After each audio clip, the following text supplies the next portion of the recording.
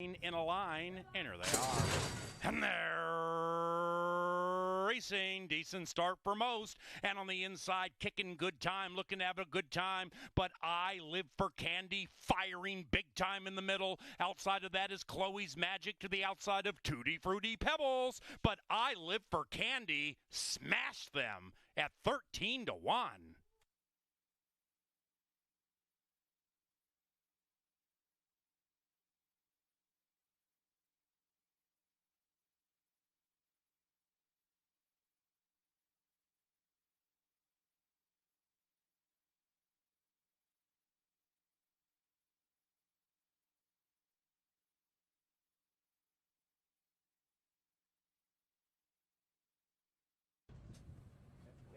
And they're racing in the name of Kevin Fabian from Towanda, Pennsylvania. And they've broken a line from the center. Rate Me a Lady's firing along with Trade Jet Flash. Outside of that, he's resilient. He's tough enough in very tightly to the wire. He's resilient indeed.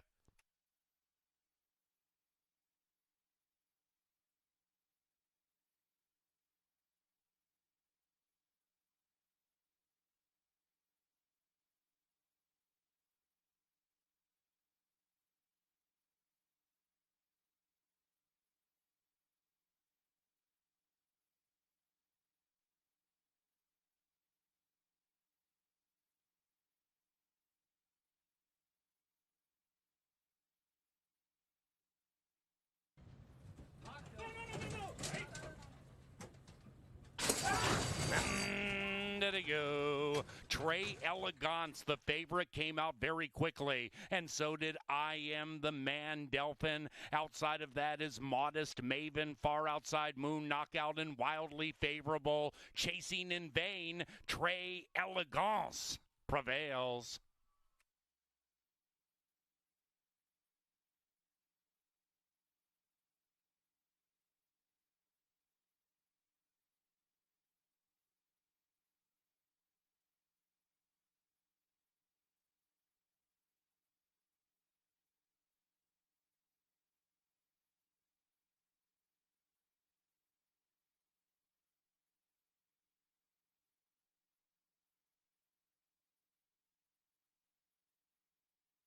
In.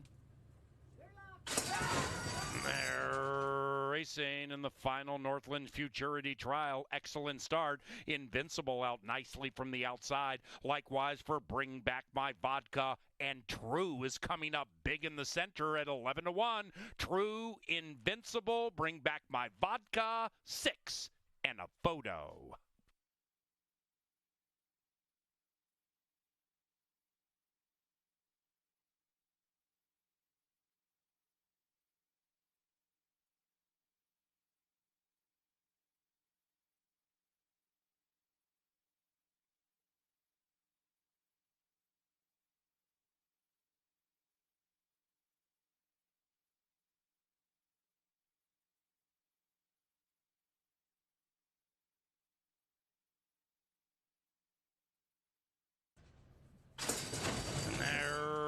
Racing, Relentless Ace and Stablemate One Cool Dreamer off quickly. Jess Good Reason also in there with Cute Little Candy Girl. Outside of that, DF Favorite Fire. Then it's Corona White Sox, Relentless Ace, and One Cool Dreamer. One Cool Dreamer prevails. It's 4-5 for that exacta.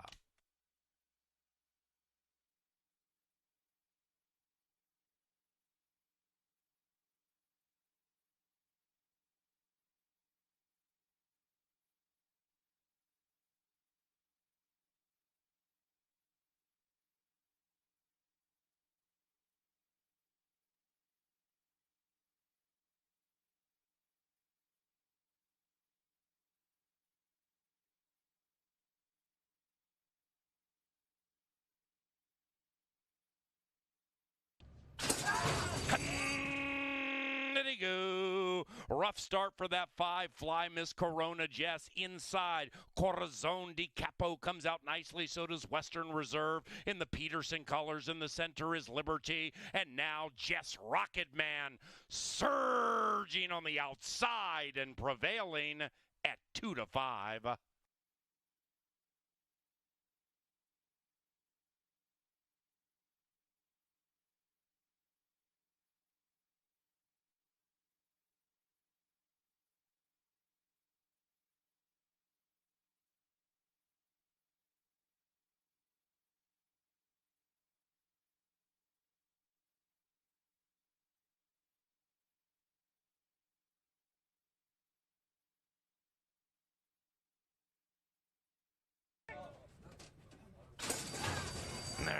Racing, he's a terror, came out of the gate like a shot, and so did making a miracle to the inside from the 7 spot. B Bougie is firing, and so is Streaking Lil Wagon as they come down to the final football field. B Bougie and Streaking Lil Wagon. Streaking Lil Wagon with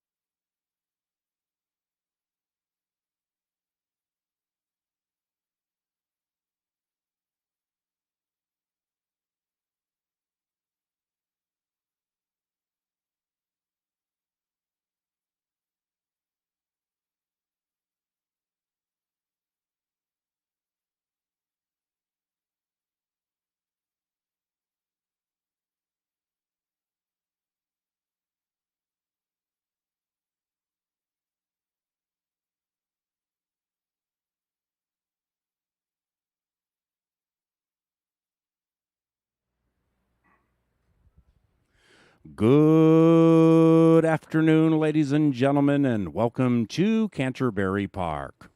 We have a compelling card for you beginning 20 minutes from now over a fast main track, and we have no turf races scheduled tonight. There are some program alterations. 10% pick 5 and a pick 6 rake. Play both of those. Then go to race number 8. And scratch number 8, Joe Jackson. Race 8, scratch 8, Joe Jackson. Joe Jackson stepping out. It's different for girls. He's a boy, but Joe Jackson still out. Breaking us in 2 because I liked him. Joe Jackson scratches. 9th race is clean.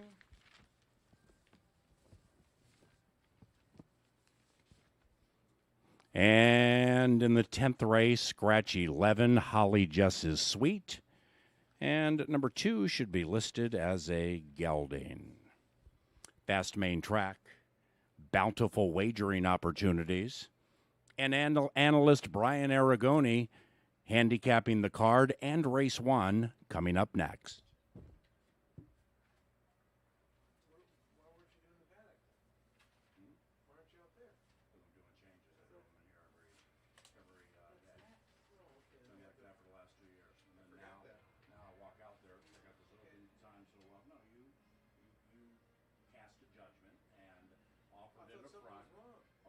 Into my days off that are secretly eating you up.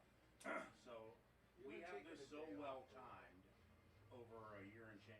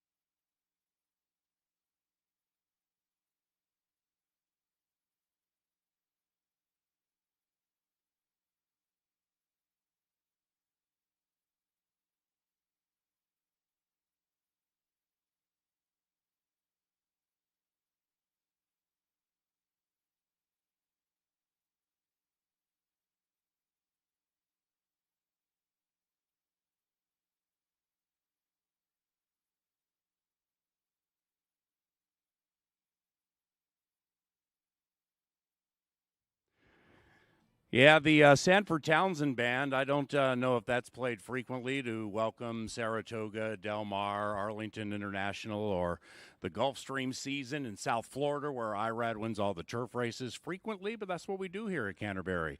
Smoke from a Distant Fire is going to lead you to pick five and pick six immortality this evening because we have a wonderful, wonderful card tonight. Then we chill for a couple of days. Of course, the card casino is open and simulcasting. But then Sunday, here come the doggies. Week after week after week, Sunday after Sunday after Sunday. These little fluffy baby corgis will be racing this Sunday when we begin at 1 o'clock on Family Day. And look at that. You see, that's how the analyst Brian Aragone's best bets or his hammer times, that's how they win. They just grab the lead and run away by 5. And Sunday, we hope to see you here for Family Day and CanterburyPark.com to save money on admission and get the full schedule of the puppies racing, a place we race horses, which we will do this evening, Brian. And I would imagine up your tattered sleeve, you have a few horses that you love tonight, maybe here in the first. And good afternoon. Good afternoon, Mr. Allen. A few horses throughout the card that I do happen to love, but I really enjoyed Ellie extending the strides, leveling off very nicely out here at Canterbury Park last year. We'll see if Ellie can defend her title this year, as Corgis will join us on Sunday. But we've got an excellent card today. A field or 10 races on the card today. We do got the pick 5, and the pick 6 makes a return. Yesterday, we had the qualifiers for the Northland Futurity and the Minnesota Quarter Horse Derby. Some very fast runners going to be running for some big money just a couple of weeks away. But the thoroughbreds will take the main stage today. 9 thoroughbred races with 1 quarter horse race at the end of the card. And we are fast and no turf today. No turf racing on the card today. We're about 16 minutes away from the opener. Very limited scratches. Only 1 thoroughbred scratch in the card and 1 quarter horse scratch as well. So fast and no turf action coming up, but still some big fields, potentially some big payouts. 16 minutes away. No scratches, no changes to the first. Current firster, Hurts So Bad, your 6-5 favorite. We'll take you through it shortly once the horses join us in the paddock. Thanks for joining us, and good luck.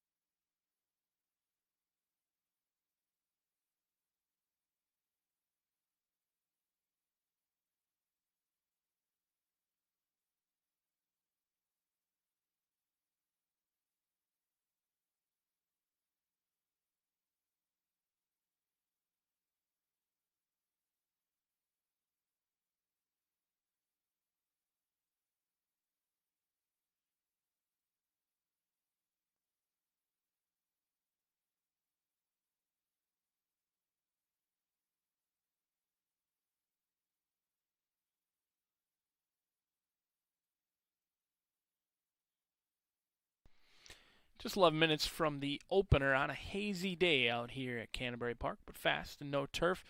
A group of firsters and horses with experience will battle it out for their first career victory in race number 1, which kicks off today's 50-cent pick 4.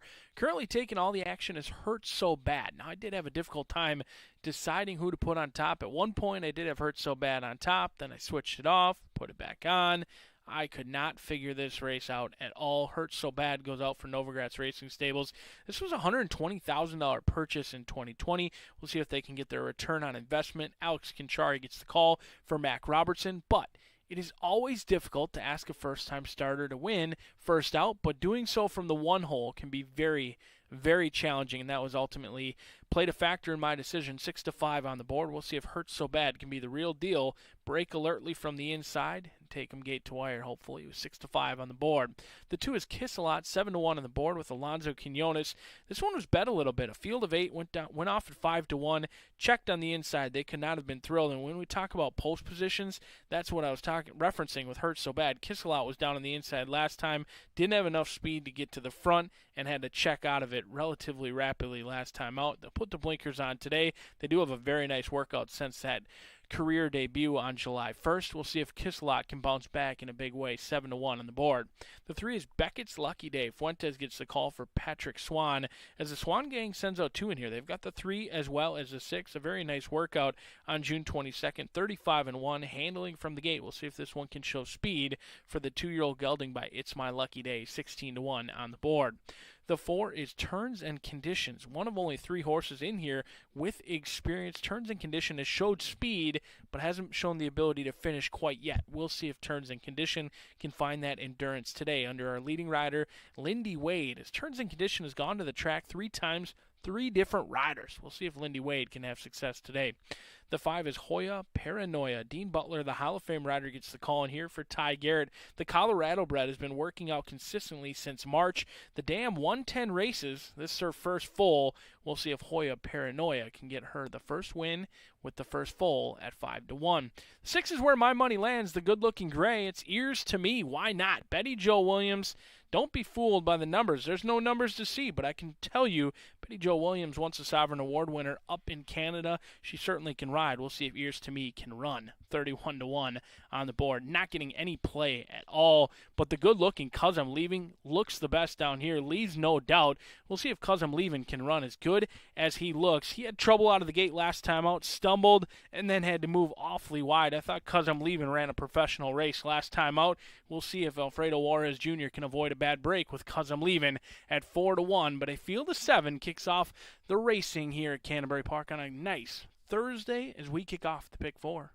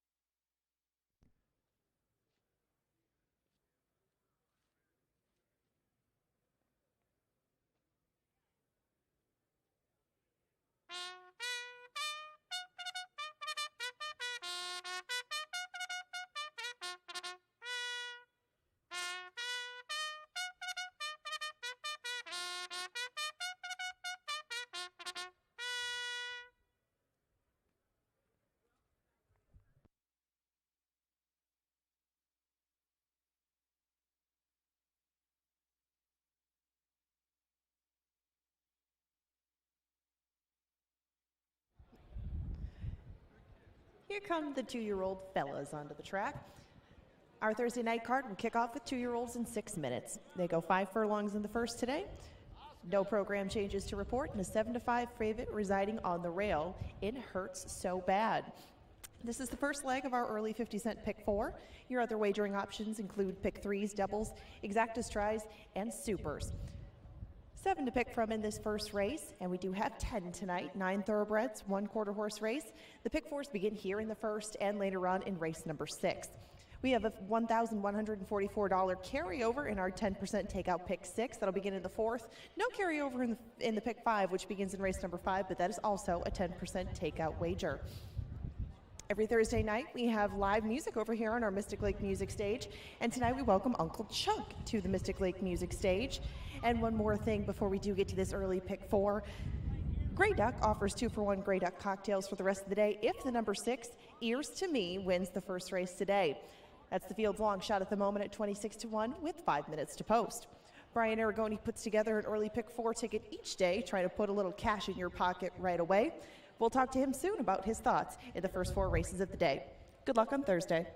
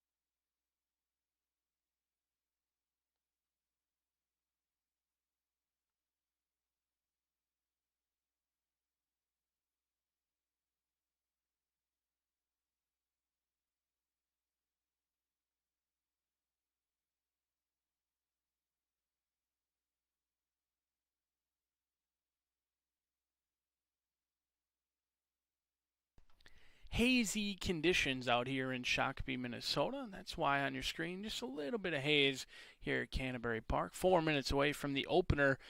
A little bit of unknown in here, but we're going to go with the 2 favorites in Hurts So Bad, Cause I'm Leaving, and a long shot in Ears to Me, who certainly deserves a look. The homebred for Patrick Swan. 2 very nice workouts, and the rider can ride 20-1 on Ears to Me, but Hurts So Bad and Cause I'm Leaving, the horses that I absolutely want. Hurts So Bad has well breeding and connections that love to win. Cause I'm Leaving looks to be the best of horses with experience, 3-1, and a horse who can come off the pace is always nice in these 2-year-old races. Race number 2, there's no doubt about it, Star of the North is going to be heavily bet. There's no way around it, really, and Star of the North does look like the one to beat. The 3-year-old filly takes on 3-year-olds in this spot, but does also stretch out to 2 turns. That's the question mark, is 2 turns. However, there's no doubt that Star of the North is very, very talented. 6 for 7. A win today could put the earnings over $250,000, and Star of the North strictly the one to beat. A single in many people's eyes. Race number 3, 2, 3, 5, and 6. 6.5 furlongs. This is where you could potentially catch a price in this spot. Big Whiskey, Biz Kid could be the real deal in the debut.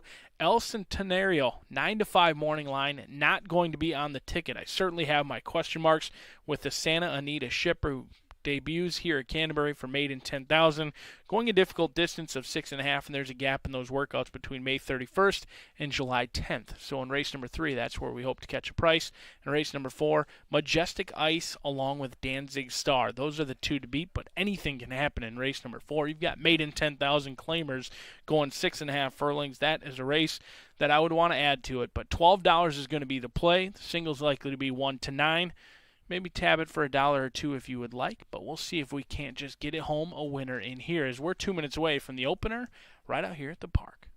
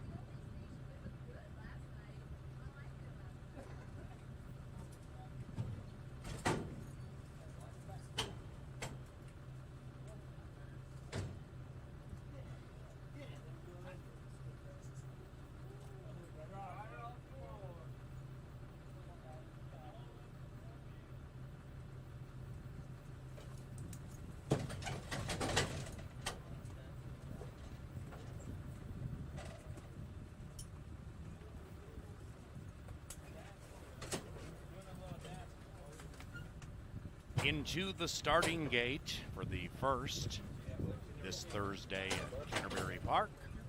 It is now post time.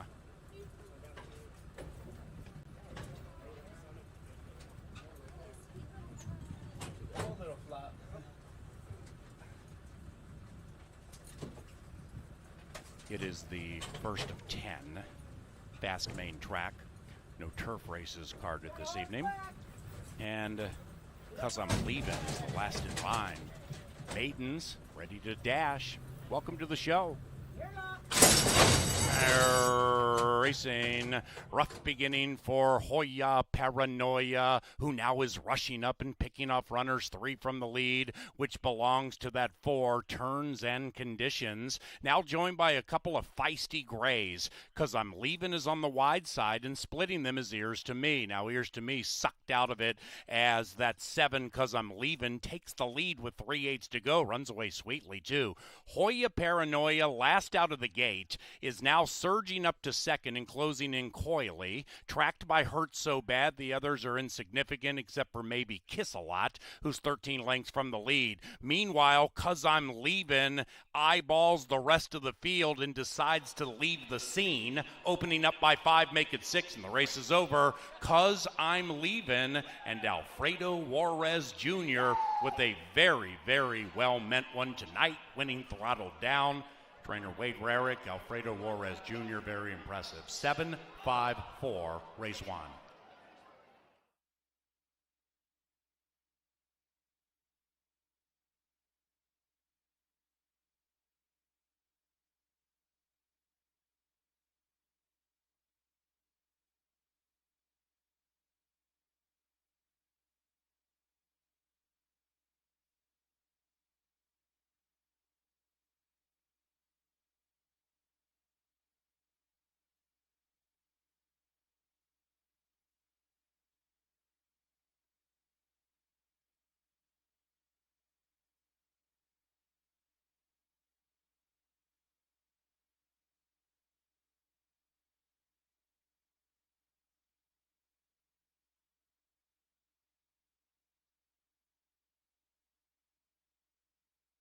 Number 7, Cause I'm Leaving, ran first at 2.5 to 1.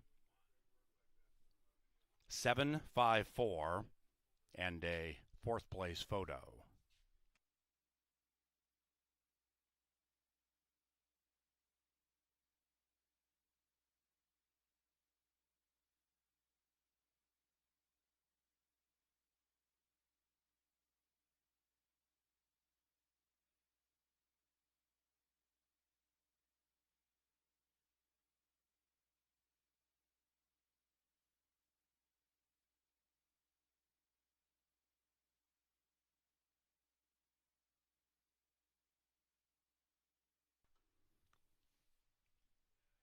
Vlade Divac 4th.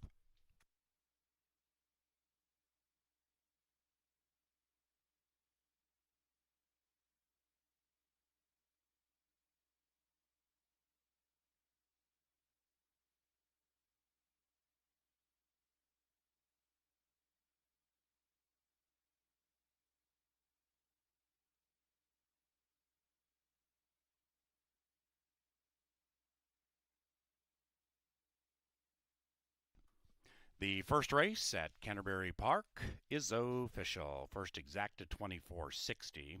Trifecta 62.50. Big payoffs 5 to 2 shot wins. Superfecta 75.55 for a dime. 7.543. That 10-cent superfecta paid nearly $76. Holy cow. The second race for an encore. It's about 22 minutes from now. Fast main track. And no scratches or rider changes.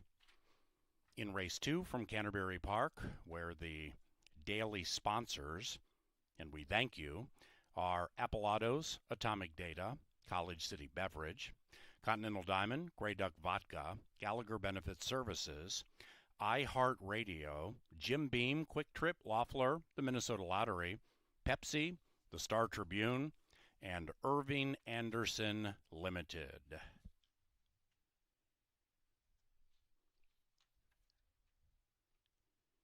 The first to the Mystic Lake Winners Enclosure is the maiden breaking 'Cause I'm Leavin' and Alfredo Juarez Jr. The winning owners, Pink Cloud Racing. And the winning trainer, Wade Rarick, 'Cause I'm Leavin'. Race number 2 is courtesy of Atomic Data. That's our preferred IT solutions provider, delivering tailored pay-as-you-go IT as a service. Thank you, Atomic Data, and thank you for joining us on track or online. Live music, grandstand apron to the north, and a pick 3 20 minutes from now.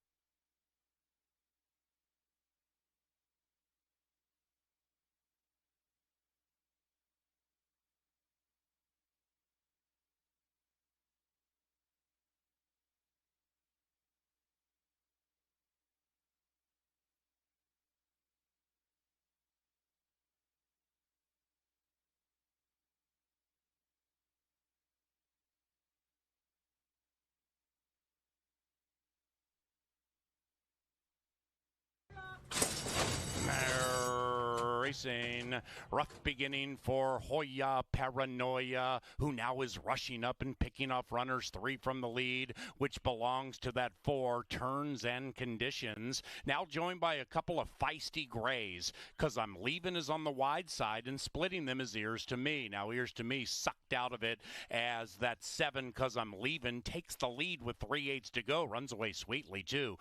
Hoya Paranoia, last out of the gate, is now surging up to second and closing in coyly, tracked by Hurt So Bad. The others are insignificant except for maybe Kiss a Lot, who's 13 lengths from the lead. Meanwhile, 'Cause I'm Leavin' eyeballs the rest of the field and decides to leave the scene, opening up by 5, make it 6, and the race is over. 'Cause I'm Leavin' and Alfredo Juarez Jr. with a very, very well-meant one tonight, winning throttled down. Trainer Wade Rarick, Alfredo Juarez Jr., very impressive. 7-5-4, race 1.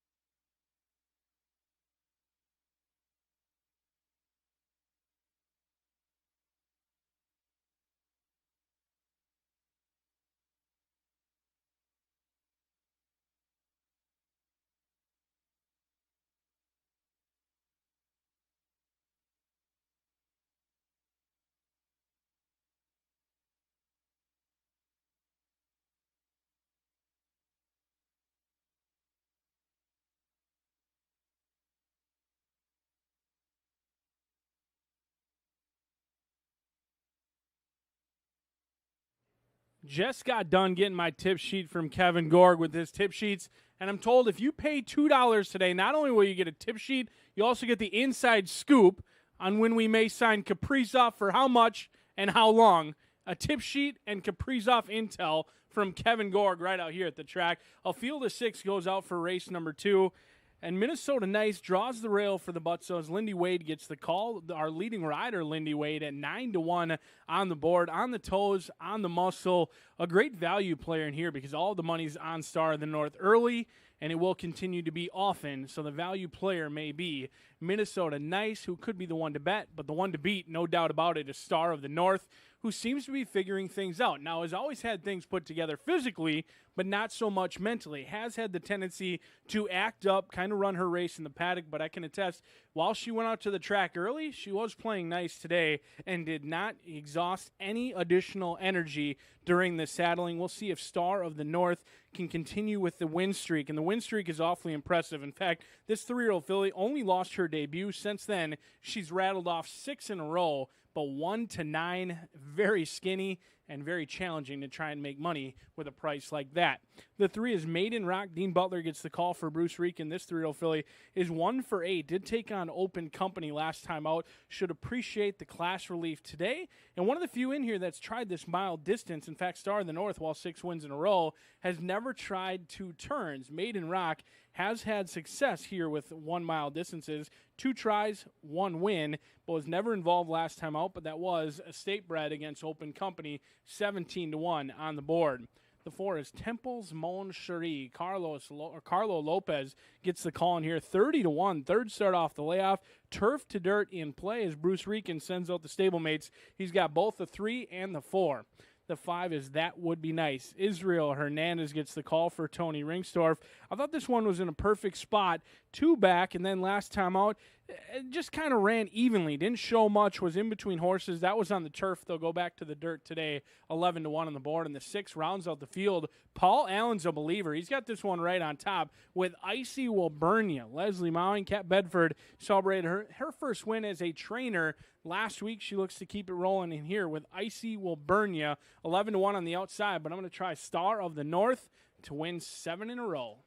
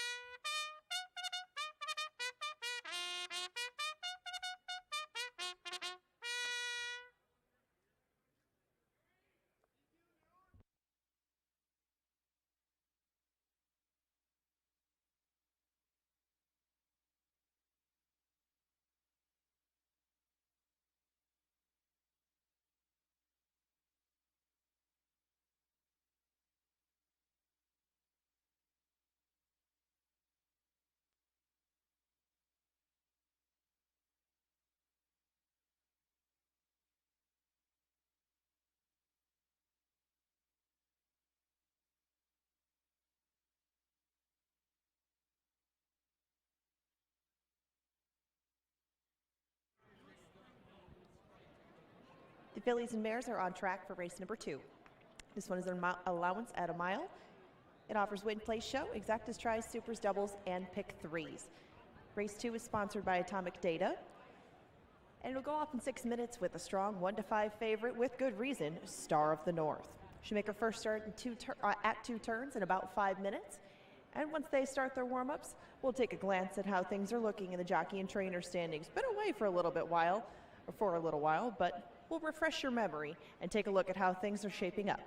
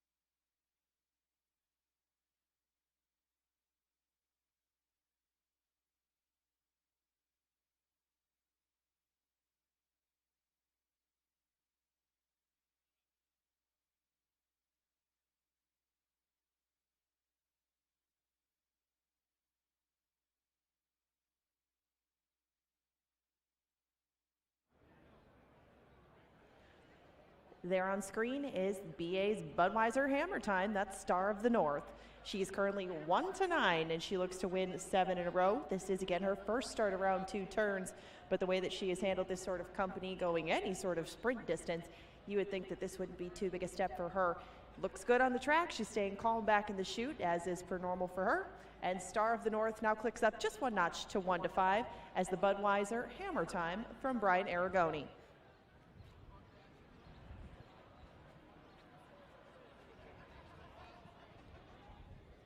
And now, as mentioned, we'll take a look at the jockey and trainer standings brought to you by Atomic Data each day before our second race. They sponsor our second race day in and day out. And we'll also take a look at how things changed as far as the quarter horse standings go, as we did have 7 quarter horse races last night, all trials for various races coming up a little bit later in our season. Now, let's take a look at the jockeys race. Alonso Quinones held a commanding lead for quite a while, but Lindy Wade has taken over, now 4 ahead of Alonso Quinones. Ry Eccleberry hot on his heels with just 3 less at 30.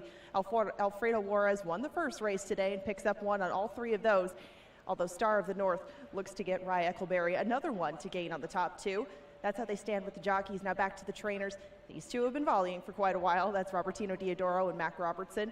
Mac's got more runners today. He did have the favorite in the first race today, but he still has 3 more bullets to go. Robertino has a couple, but expect to see some noise from maybe Chip Woolley and Oscar Flores, as they both had 4 runners entered on the card. Oscar Flores did have 1 in the first, but Chip Woolley has 4 runners going later in the card. That's how things are looking on the thoroughbred side of things.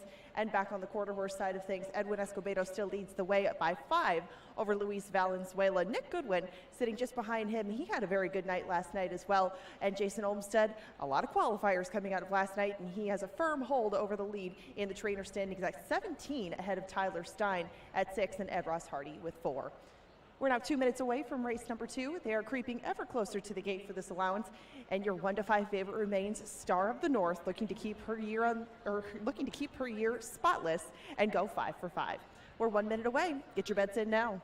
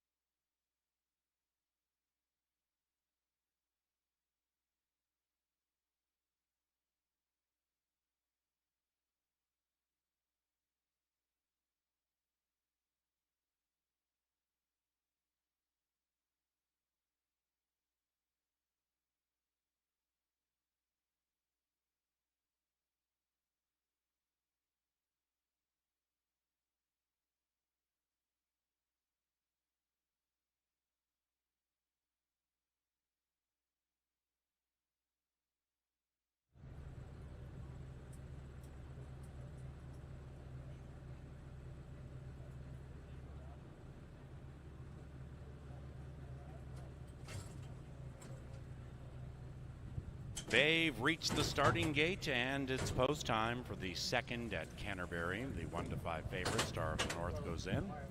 Super talented filly. Earnings approaching 250 from 7 starts. Stretching out. She's 1-5. Icy will burn ya. 1-9 on Star of the North, big show bet. Racing Star of the North in her quest to win 7 consecutive jumps on the field on the stretch out, and Rye Eccleberry and Star of the North looking to go wire to wire in her 2-turn debut. Star of the North glides clear by 3. In second, That Would Be Nice, to the outside of Minnesota Nice, and they're 2.5 lengths clear from Icy Will Burn Ya. That one's trying to win 2 in a row, 7 lengths in arrears. Behind that, Temple's Mon Chéri, and in last is Maiden Rock, about 12 lengths from the front, and the front belongs to a very controlled Star of the North. Eccleberry just took a peek back to the right, and he sees the Nice runners right behind. Minnesota Nice to the inside of That Would Be Nice. They're cutting into the margin. Eccleberry's still very chilly on that 2, and after that, Icy Will Burn Ya now shoved on, closing in, but 4 lengths out of it. Behind that, Temple's Mon Chéri, and still nothing from Maiden Rock, but only 10 lengths, make it about 10 from the lead. Star of the North, not asked for run. She still leads it clearly. She popped the gate, jumped on the field initially, and now she hits the turn she's never seen in a race in her life, and she glides clear by 4. Star of the North and Eccleberry, an ever-widening 4. That Would Be Nice is next. Then it's Icy Will Burn Ya, and behind that is Minnesota Nice, 8th pole. Star of the North is a star on the scene, and she heads south with her career going absolutely north with this 2-turn win. It's 7 in a row for the Star of the North.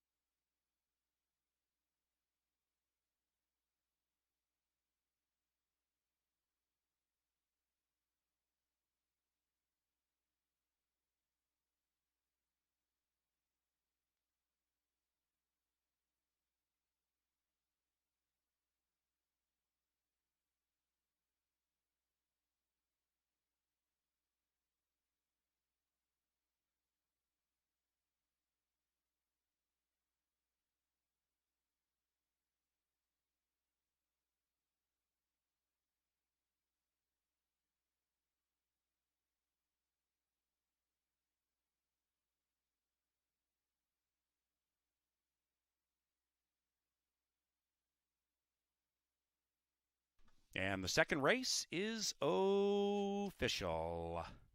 2563. That's Superfecta, 1-9 shot on top. Paid $7.58.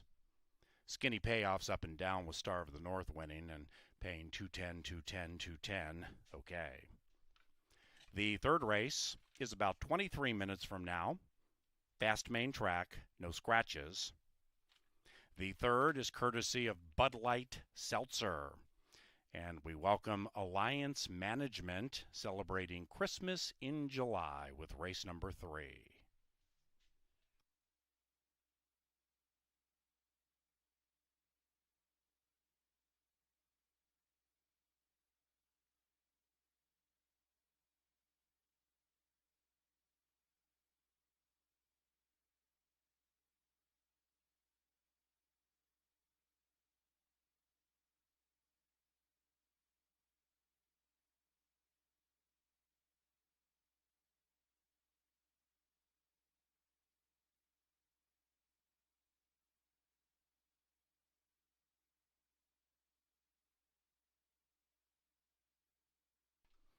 Now entering the winner's enclosure and a victress of 7 consecutive races, she is Star of the North and Rye Eccleberry. The winning owner, Mike Grossman, and the winning trainer, Francisco Bravo. Star of the North is a 3-year-old filly by the Honk. Out of Always a Star. Foaled in Minnesota by Eureka Thoroughbred Farm. Sunday, family day, we race corgis. Great day to come out, bring the kids, watch the fluffy little creatures storm down the Canterbury stretch. Corgi racing this Sunday at 1 o'clock.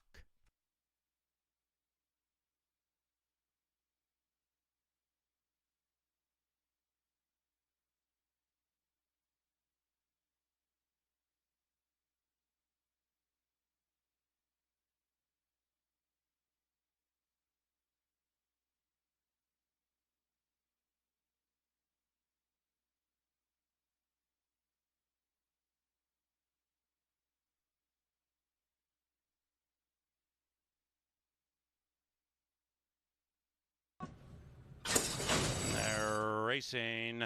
Star of the North in her quest to win 7 consecutive jumps on the field on the stretch out, and Rye Eccleberry and Star of the North looking to go wire to wire in her 2-turn debut. Star of the North glides clear by 3. In second, That Would Be Nice to the outside of Minnesota Nice, and they're 2.5 lengths clear from Icy Will Burn Ya. That one's trying to win 2 in a row, 7 lengths in arrears. Behind that, Temple's Mon Chéri, and in last is Maiden Rock, about 12 lengths from the front.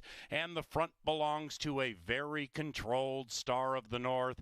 Eccleberry just took a peek back to the right, and he sees the Nice runners right behind. Minnesota Nice to the inside of That Would Be Nice. They're cutting into the margin. Eccleberry's still very chilly on that 2. And after that, Icy Will Burn Ya now shoved on, closing in, but 4 lengths out of it. Behind that, Temple's Mon Chéri, and still nothing from Maiden Rock, but only 10 lengths, make it about 10 from the lead. Star of the North, not asked for run. She still leads it clearly. She popped the gate, jumped on the field initially, and now she hits the turn she's never seen in a race in her life, and she glides clear by 4. Star of the North and Eccleberry, an ever-widening 4. That Would Be Nice is next. Then it's Icy Will Burn Ya, and behind that is Minnesota Nice, 8th pole. Star of the North is a star on the scene, and she heads south with her career going absolutely north with this 2-turn win. It's 7 in a row for the Star of the North.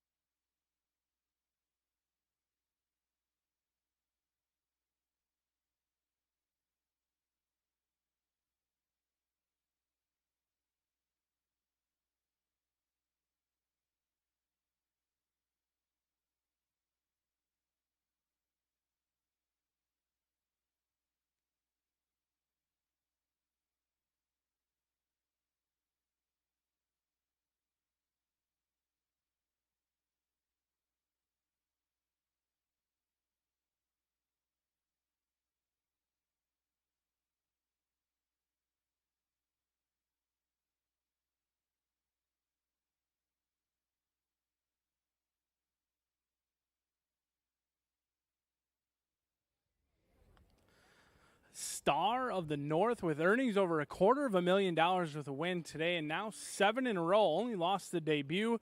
Since then has been a complete beast. The 3-year-old filly has big things ahead in her future. We'll go out for race number 3. Back on the main track again, as we're on the main track all day long. 6.5 furlongs going to be the distance. A field of 6 will go to the gate. Number 1 is 5-1 right on that morning line. Braska, who does get first-time Lasix. They'll make the equipment change for Braska, and we'll see if they can show improvement with first-time Lasix, also cutting back from 1 mile to 6.5 furlongs. The Lasix go on. We'll see if the breathing improves and the results improve. Also getting class relief as well. Maiden special weight down to maiden claiming. There's a big class jump, 5-1 on the board. The 2 is Brexton. I thought this horse ran really well. 2 back. Now, I discussed 2 back because last time was on the turf. We'll be on the main track this time, and Brexton was on the main track June 27th. Showed a ton of speed and stayed on with it with a good gallop out. Quincy Hamilton gets the call in here, and Quincy has been red hot. We'll see if it can continue with Brexton on the board at 5-2. Currently your second choice. The 3 is Incrimination. They're both sent out by Joel Burnt. The stablemates will be gate mates today. 6-1 on the board. The better of the 2 in the wagering, 6-1 versus 5-2. This one broke from an outside post last time out and really never got an opportunity to tuck in. It was a 7.5 furlong race. They went pretty far, though, breaking from the 12th post on the turf course. Never had an opportunity to ever tuck in or save any ground at all, and that was on the first turn and the second turn. We'll see if Incrimination can handle the dirt. Second start off a long layoff, and you get Dean Butler in the saddle. He sticks around despite a 10th place finish last time out. The 4 is El Centenario. Now, this is the vulnerable favorite of the day, but quite often when I tab a horse, a vulnerable favorite, usually Robertino Diodoro sticks it to me. He's winning at 31%. I'm standing down here saying it's a vulnerable favorite. It makes me look silly more often than not, but even money, I certainly have my question marks. A gap in the workouts from May 31st to July 10th. That's quite the gap for a horse shipping in from Santa Anita to Canterbury Park. They often run first or last. We'll see how it plays out for El Centenario on the board right now at even money. The 5 is Big Whiskey. Fuentes gets the call for Chip Woolley. A second place finish last time out. This horse ran very well and looks good down here in the paddock, getting a value player in there at 5-1. And the 6, Biz Kid. It's a first-time starter. It's a tough task for a first-time starter to win at maiden claiming, but the siblings are 3 for 9.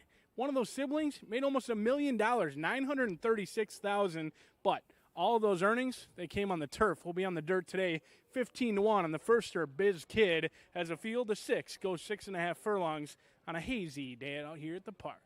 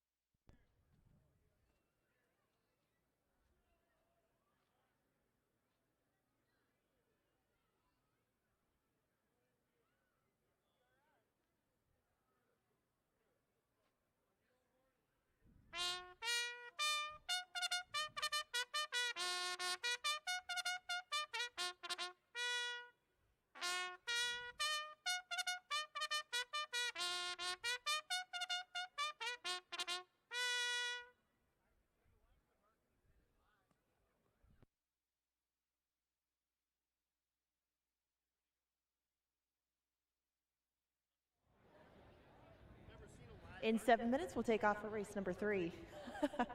And John Mouse Mickelson is going to give you the marketing minute coming up after this. We'll go 6.5 furlongs in race number 3. It's a maiden 10, and win, place, show, exactas, tries, supers, doubles, and pick 3s are your options in here.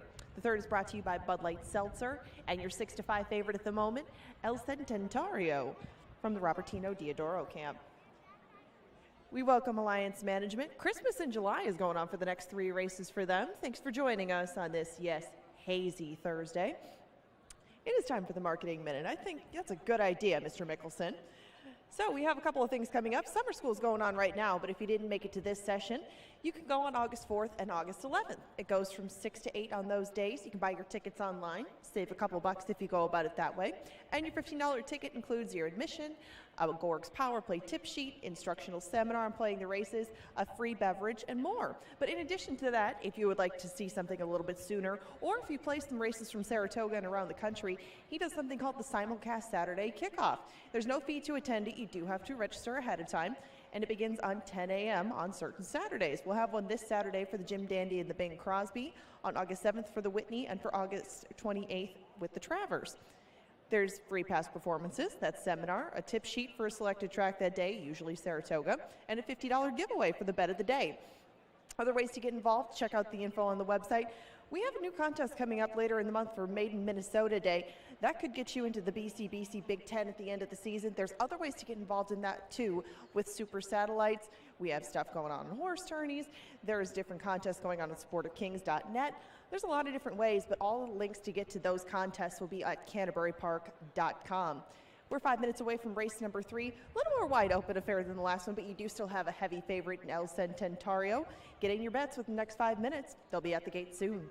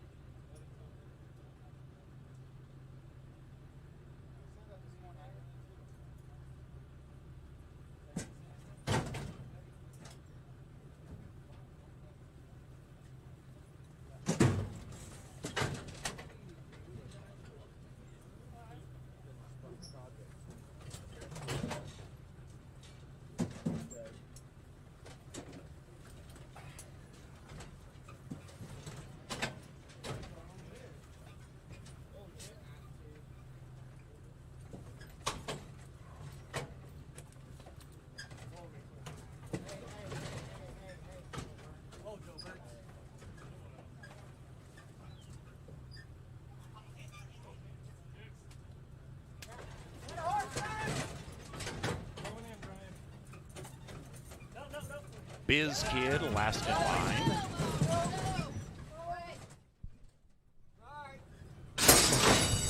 And they're racing.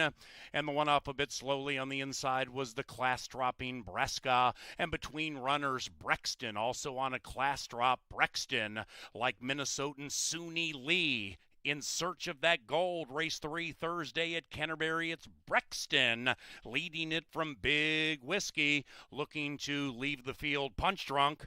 Big Whiskey is in second.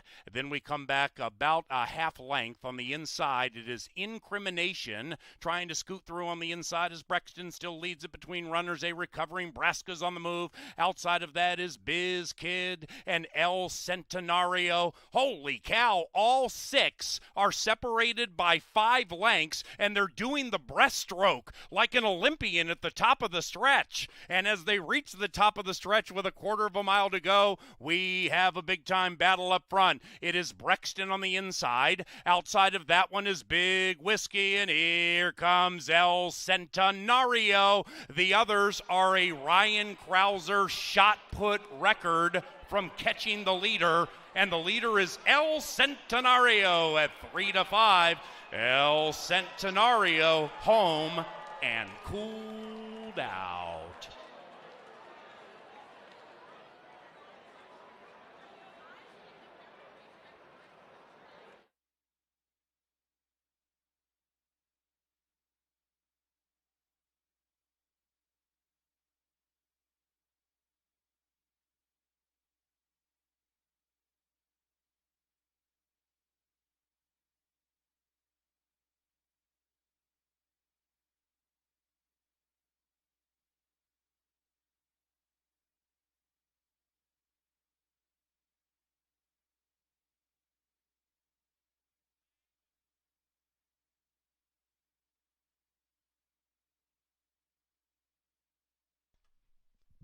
Number 4, El Centenario ran first in 117.94.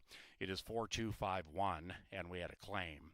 There was a claim in race number 3 for $10,000.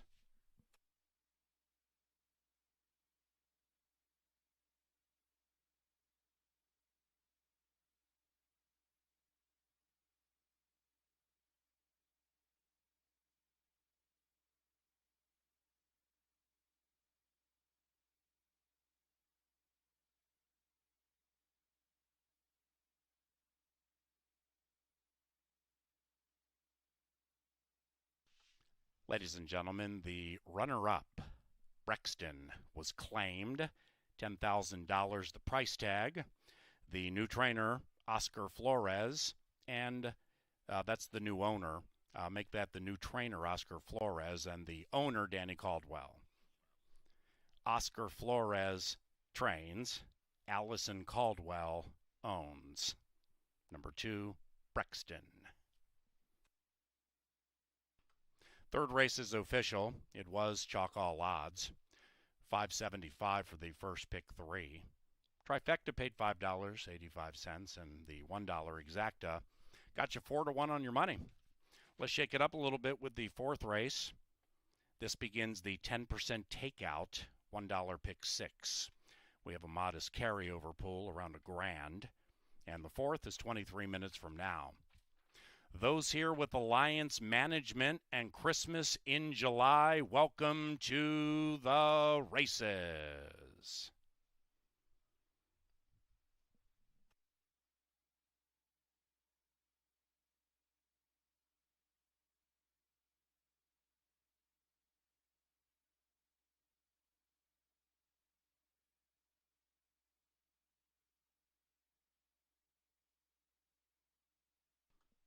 The SoCal Steam on the class drop gets the money as a favorite.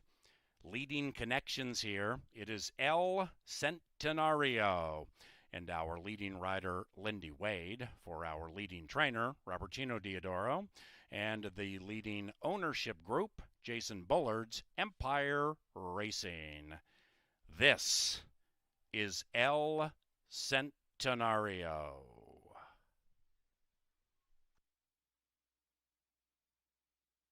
Skull.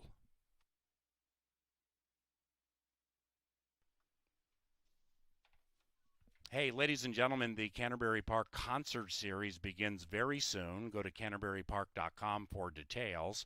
Bands like Old Crow Medicine Show, Daughtry, and En Vogue are playing at Canterbury Park on that big stage you see on the grandstand apron to the north side of the racetrack.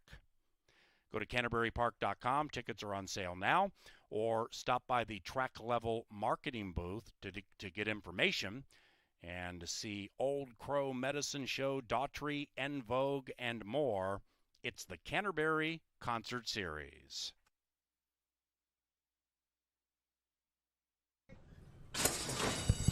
And they're racing. And the one up a bit slowly on the inside was the class-dropping Bresca. And between runners, Brexton, also on a class drop. Brexton, like Minnesotan Suni Lee, in search of that gold. Race 3 Thursday at Canterbury. It's Brexton leading it from Big Whiskey, looking to leave the field punch drunk. Big Whiskey is in second. Then we come back about a half length on the inside. It is Incrimination trying to scoot through on the inside as Brexton still leads it between runners. A recovering Brasca's on the move. Outside of that is Biz Kid and El Centenario. Holy cow, all six are separated by 5 lengths, and they're doing the breaststroke like an Olympian at the top of the stretch. And as they reach the top of the stretch with a quarter of a mile to go, we have a big-time battle up front. It is Brexton on the inside. Outside of that one is Big Whiskey, and here comes El Centenario. The others are a Ryan Krauser shot put record from catching the leader, and the leader is El Centenario at 3-5. El Centenario home and cooled out.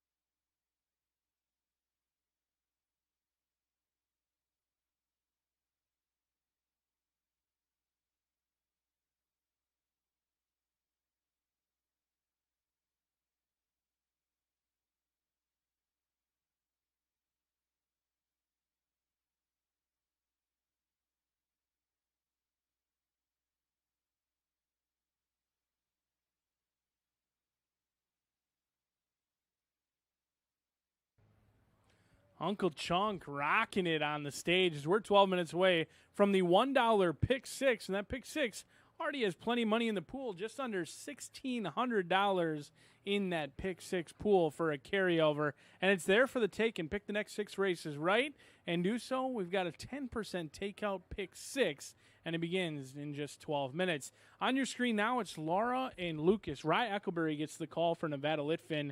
0 for 22, however, has paid her own way. 9 second and third place finishes. She ran second last time out behind Peak of Chic, who went off at 1-9 that day and did not disappoint. So Laura and Lucas ran against a nice class dropper last time out, 9-2 on the board. We'll see if start number 23 is the lucky one for the 5-year-old mare. The 2 is Majestic Ice, 9-5, currently taking all of the action right now, is the good-looking gray by Bodemeister out of Keewatin Ice. The dam was an awfully good one, a stakes winner here at Canterbury Park, but so far Majestic Ice has not had much success on the turf course. They've only tried the dirt one time, and that was against Open Company down in Indiana. We'll see if Majestic Ice can get the Butsos a win in here in start number 8. The 3 is Crazy Good. Danny Caldwell sends this one out for Oscar Flores. Negron gets the call. This one was off somewhat slowly last time out and didn't really ever get involved at any point in the race. However, that was going a mile and a 16th on the turf. They'll cut back to 6.5 furlongs and be on the dirt today, where the last time Crazy Good was on the dirt, a 4th place finish on June 20th. Crazy Good on the board at 5-1. The 4 is Uptown Jersey Girl. Fuentes gets the call for Chip Woolley. This one ran 3rd last time out. Was bet down to 4-1. Exits the same race as Laura and Lucas, that July 15th race where Peak of Chic was a class dropper who did not disappoint. This one just kind of ran evenly that day all the way around the track. Never really picked up the feet at all, but they were very hot and washed out in the paddock that day. I do note that this horse is handling things much better today. Despite the heat and humidity here at Canterbury Park, the horse looks much better today than they did last time out. We'll see if Uptown Jersey Girl can run an improved race. 3-1 on the board. And the 5 is Bram Is Who. Leslie Mowing gets the call in here with Bram Is Who, as Miguel Aroro doing a great job. Rabbit 22 trying to eat some flowers down here in our paddock. Still lightly raced, only 2 career starts for Rabbit 22, who did act up but wasn't too severe at all. Great job by Aroro and the groom to get Rabbit 22 back on the path and on the way out to the racetrack. But Danzig Star, 5-2. Alex Conchari gets the call. We'll see if this one can run as good as they did last time out. Showed speed and then lost to the stablemate. We'll see if Danzig Star can play Catch Me If You Can. But Majestic Ice, the breeding's there. Will the results follow? 9 minutes away to that $1 pick six.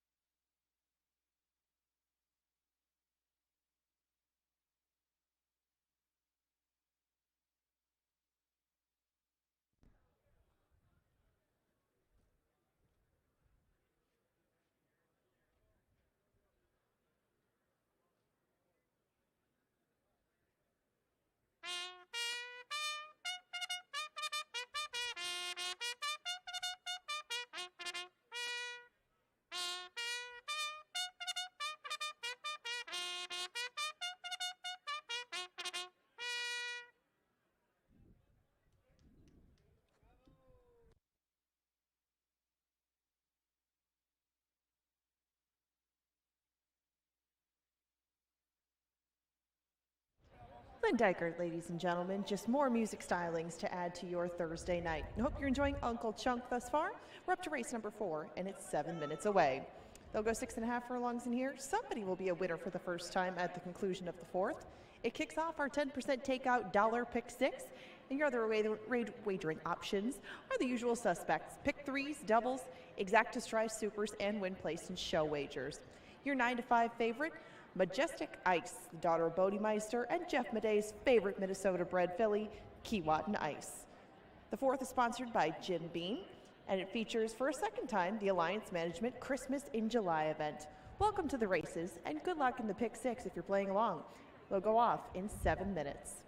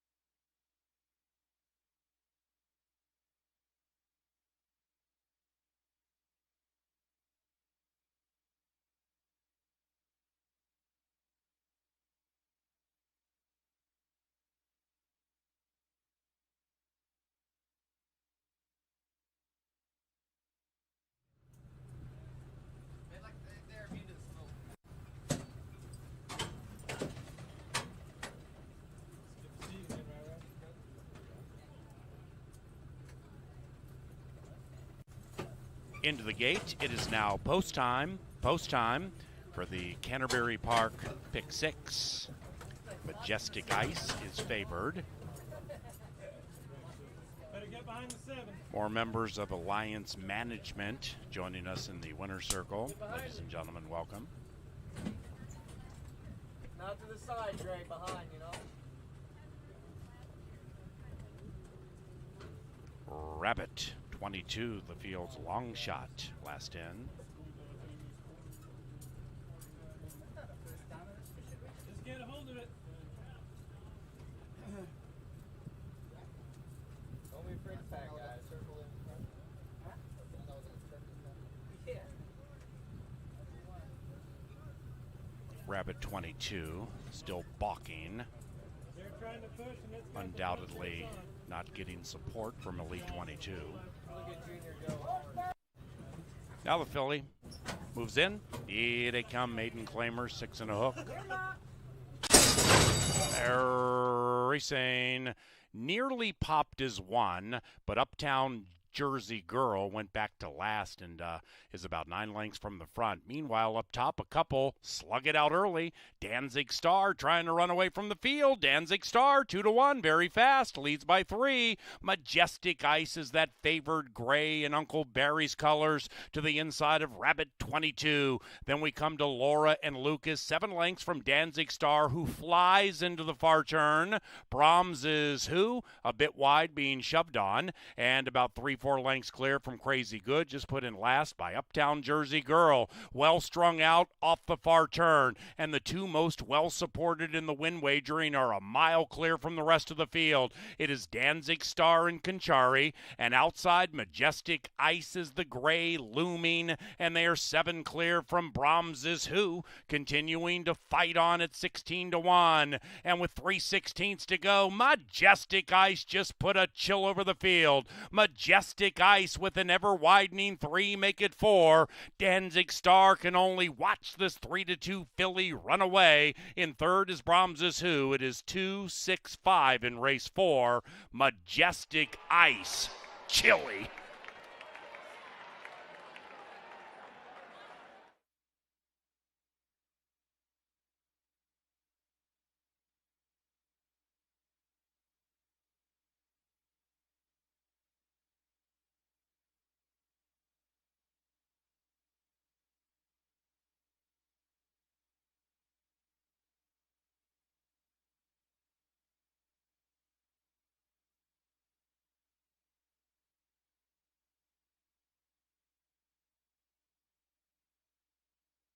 Number 2, Majestic Ice prevails. 2-6-5-3, 118.49. Hold 'em all.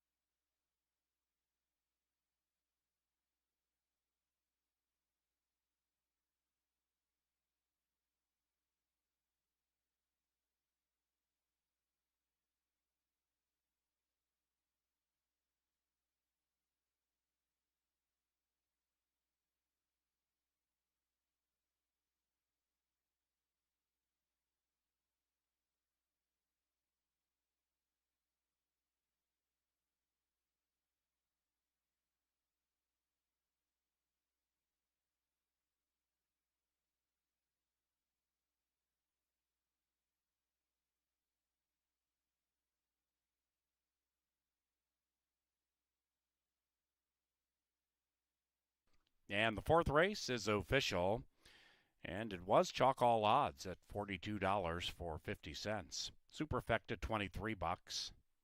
The double 4-2, $4.40. And the second pick 3, $3 and a nickel. Pick 4, $19.05. And the exacta paid $8.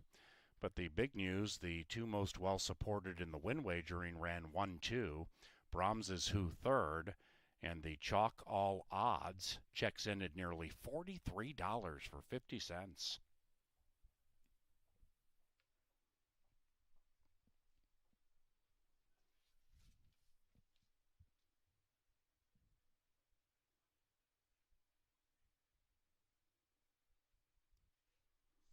Into the winner's enclosure after capturing the Adventia purse, it is Majestic Ice and Lindy Wade. The winning owners, Barry and Joni Butzo. And the winning trainer, Valerie Lund. Majestic Ice. $5 for a $2 win wager. Race number 5 is provided by Pepsi, the official soft drink provider of this racetrack. Pepsi Family Day each and every Sunday. We also thank Grey Duck Vodka, Gallagher Benefit Services, and iHeartRadio. Race number 5 is about 22 minutes from now.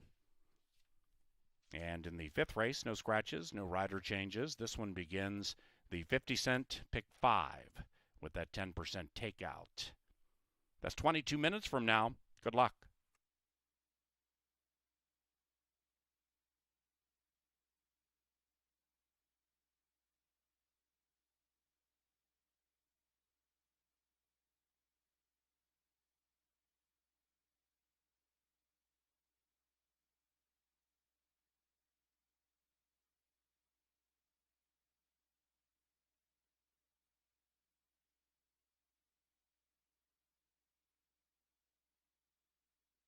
Hook.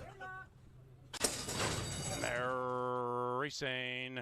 Nearly popped as one, but Uptown Jersey Girl went back to last and is about 9 lengths from the front. Meanwhile, up top, a couple slug it out early. Danzig Star trying to run away from the field. Danzig Star 2-1, very fast, leads by 3. Majestic Ice is that favored gray in Uncle Barry's colors to the inside of Rabbit 22. Then we come to Laura and Lucas, 7 lengths from Danzig Star, who flies into the far turn.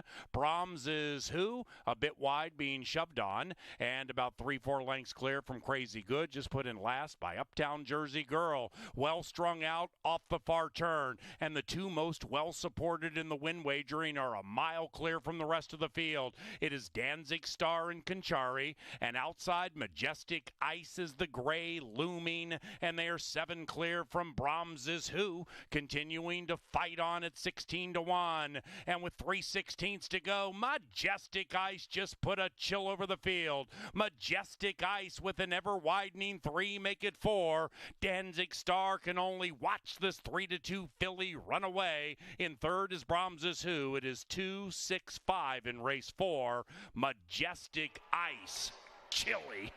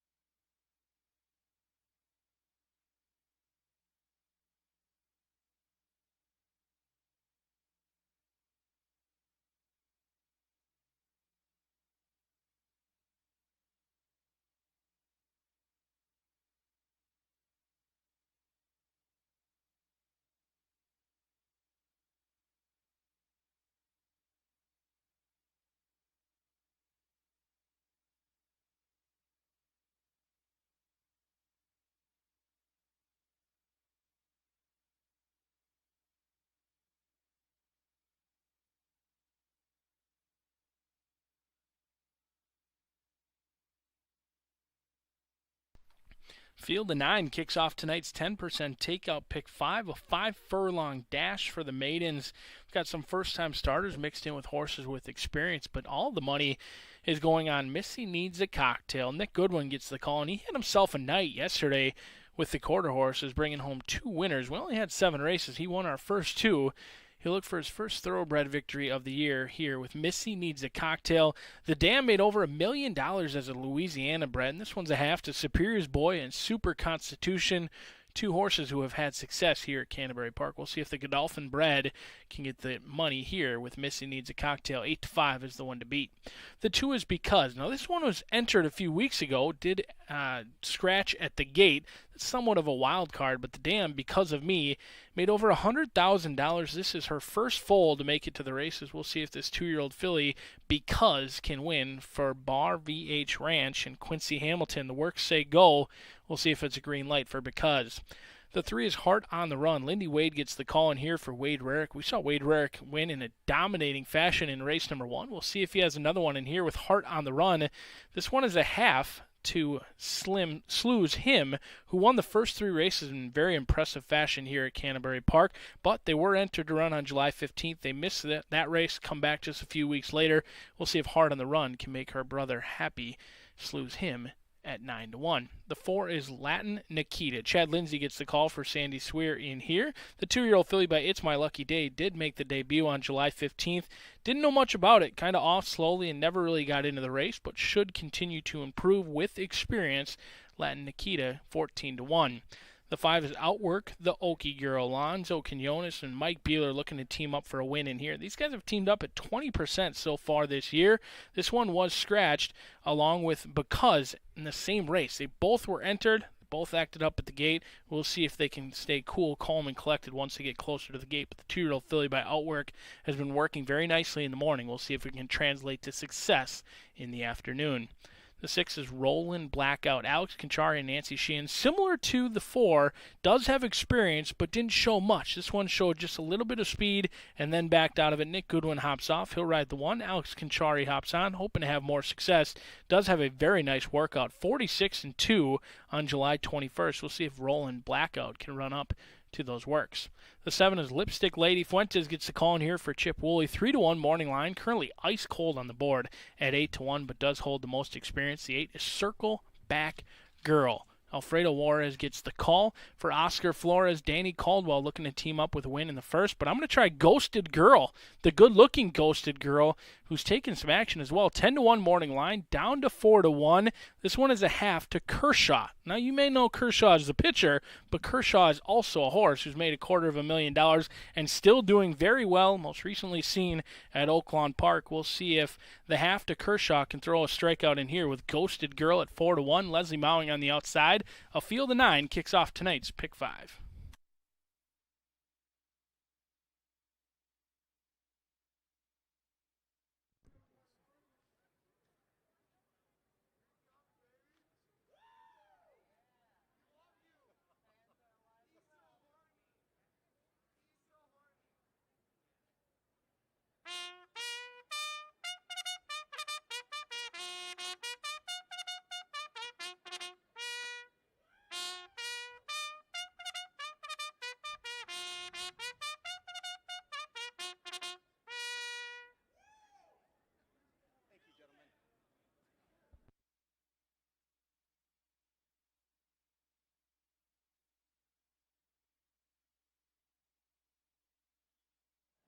In 7 minutes, we will kick off our pick 5. The 5th is a 5-furlong maiden special weight for 2-year-old females.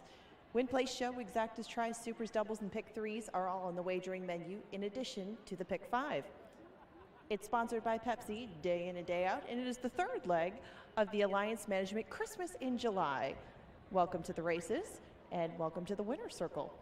We will start off that pick 5 in 7 minutes with a 3-2 favorite on the rail.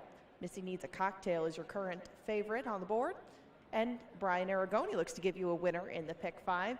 He's excellent at structuring these sort of tickets, so take notes and follow along with his ticket or build your own. Either way, you have 6 minutes to do it.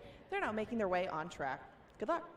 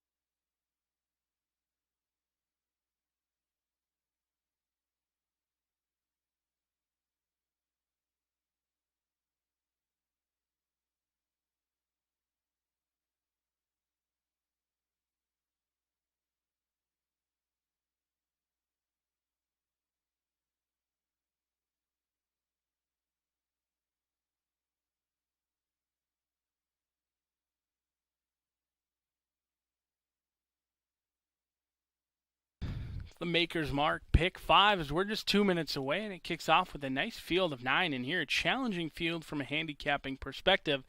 In fact, the next 5 races do feel challenging. Now, they don't seem wide open where you necessarily have to hit the all button. However, we're not going to see many 1 to 9 shots like we saw earlier, 3 to 5 shots. Most of the favorites in this sequence, I believe, are going to be around 2 to 1 for sure, higher. So we'll see if this thing can pay a little bit of money, but we're going to try 4 in here, 1, 2, 5, and 9, because at 8 to 1, taking some action at 9 to 2. You've got Outwork the Okie Girl, Lanza Quinones and Beeler, along with Ghosted Girl, who's taken the most action of them all.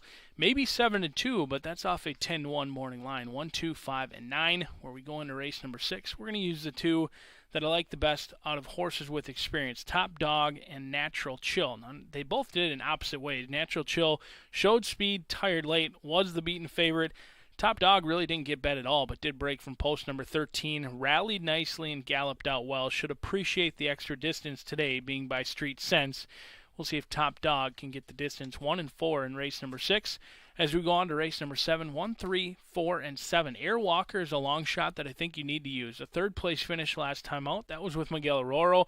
Joe Roberts goes back to his guy, and there's no doubt about it. Quincy Hamilton is Joe Roberts' guy. Their return on investment, almost 13 times your money, $12.87. Unbelievable for Airwalker. We'll see if the Roberts gang can get a family photo with Natasha Roberts owning, Joe Roberts training. 1, 3, 4, and 7. Patience Plays goes turf to dirt. War Falcon at 8 to 1 has my eye as well. Lindy Wade gets the call for Mike Beeler. Another jockey-trainer combination that's been sneaky good. And Wildly Dramatic is the unknown. We'll see if they can avoid any trouble today with Wildly Dramatic. In race number 8, we're going to go to Robertino Diodoro. Something I didn't do earlier today. Made him my vulnerable favorite yet again. And he made me look silly as he won at 3 to 5. This horse not going to be anywhere near 3 to 5, but another who goes turf to dirt and gets a ton of class relief. Has been tackling optional claimers at a much higher level than this. Now drops in class. I think it's picture time for Fair Challenge. It's going to be the single at 7 to 2. And then the last and final, 3, 4, 5, and 9. It's a $64 play, a little bit of an expensive one today, but I do think this pick 5 does have an opportunity to play. It's Maker's Mark. It's a hazy day out here at the park. Uncle Chunk on the stage, and it's time to get paid.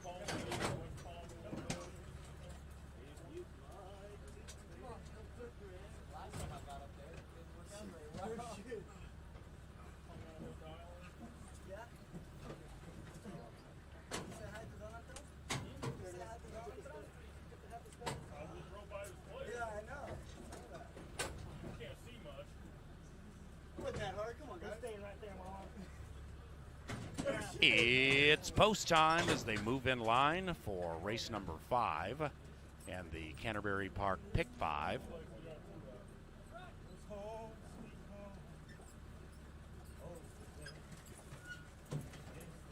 Ghosted Girl, the last in line.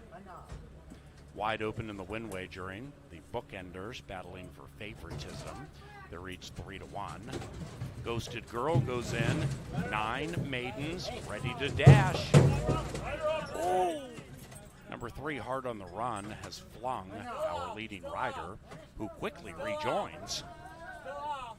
You on? Hang on. He's still off. I'm on. He's on. Racing, and Lipstick Lady pops out of the gate quickly, and so does Hard on the Run. Now on the inside, Missy Needs a Cocktail has really good early speed at 3-1, and Missy Needs a Cocktail tugs them along by a neck. Then it's Hard on the Run. Between runners, it is Outworks the Girl, and that one is right in contention off the far turn as they begin to separate themselves. Because is third last, 2.5 lengths clear from Circle Back Girl, and the one in last is Rolling Blackout, covered by 10 around about the quarter pole, and it is Missy Needs a Cocktail kicking clear by 2. It is Missy Needs a Cocktail leading it from Latin Nikita, now angling to the inside, and outside of that is Ghosted Girl. They're chasing in vain. Number 1 is number 1. It is Missy Needs a Cocktail. Intoxicatingly good.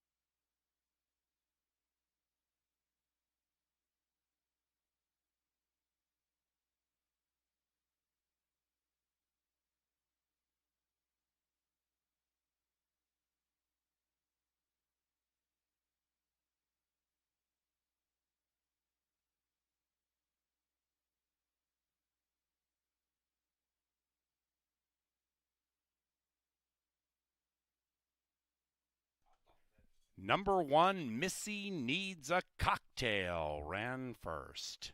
It is 1:4.98 in 58.06.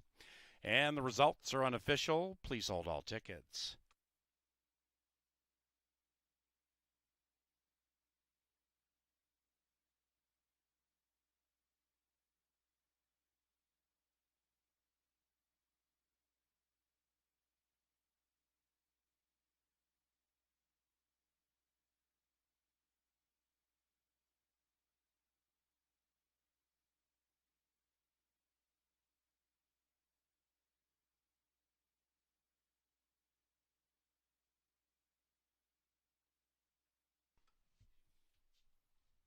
The 5th race is official. That $1 exacta paid $125. 50-cent trifecta, $485. HOF all odds. The 10-cent superfecta paid $555. Holy cow. $13.30 for the double. Pick 3, $14.10.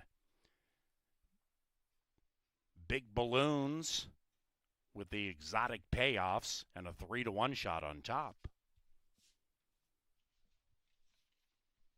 Missy Needs a Cocktail, about to receive a well-deserved bath for her toil. Race 6 is 23 minutes from now. That begins a pick 4 anew. No scratches, fast main track.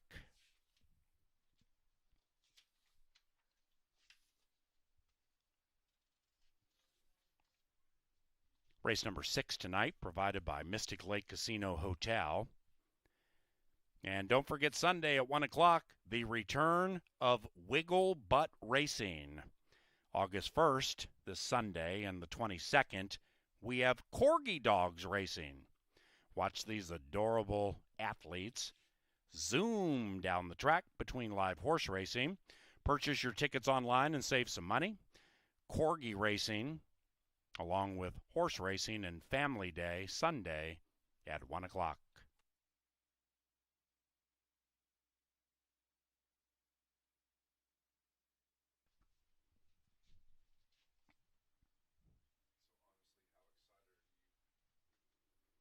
Missy Needs a Cocktail scores the Peaceful Rose purse and enters the winner's enclosure with Nick Goodwin. The winning owners, Jack Mack Stable. The winning trainer, Mac Robertson. Missy Needs a Cocktail.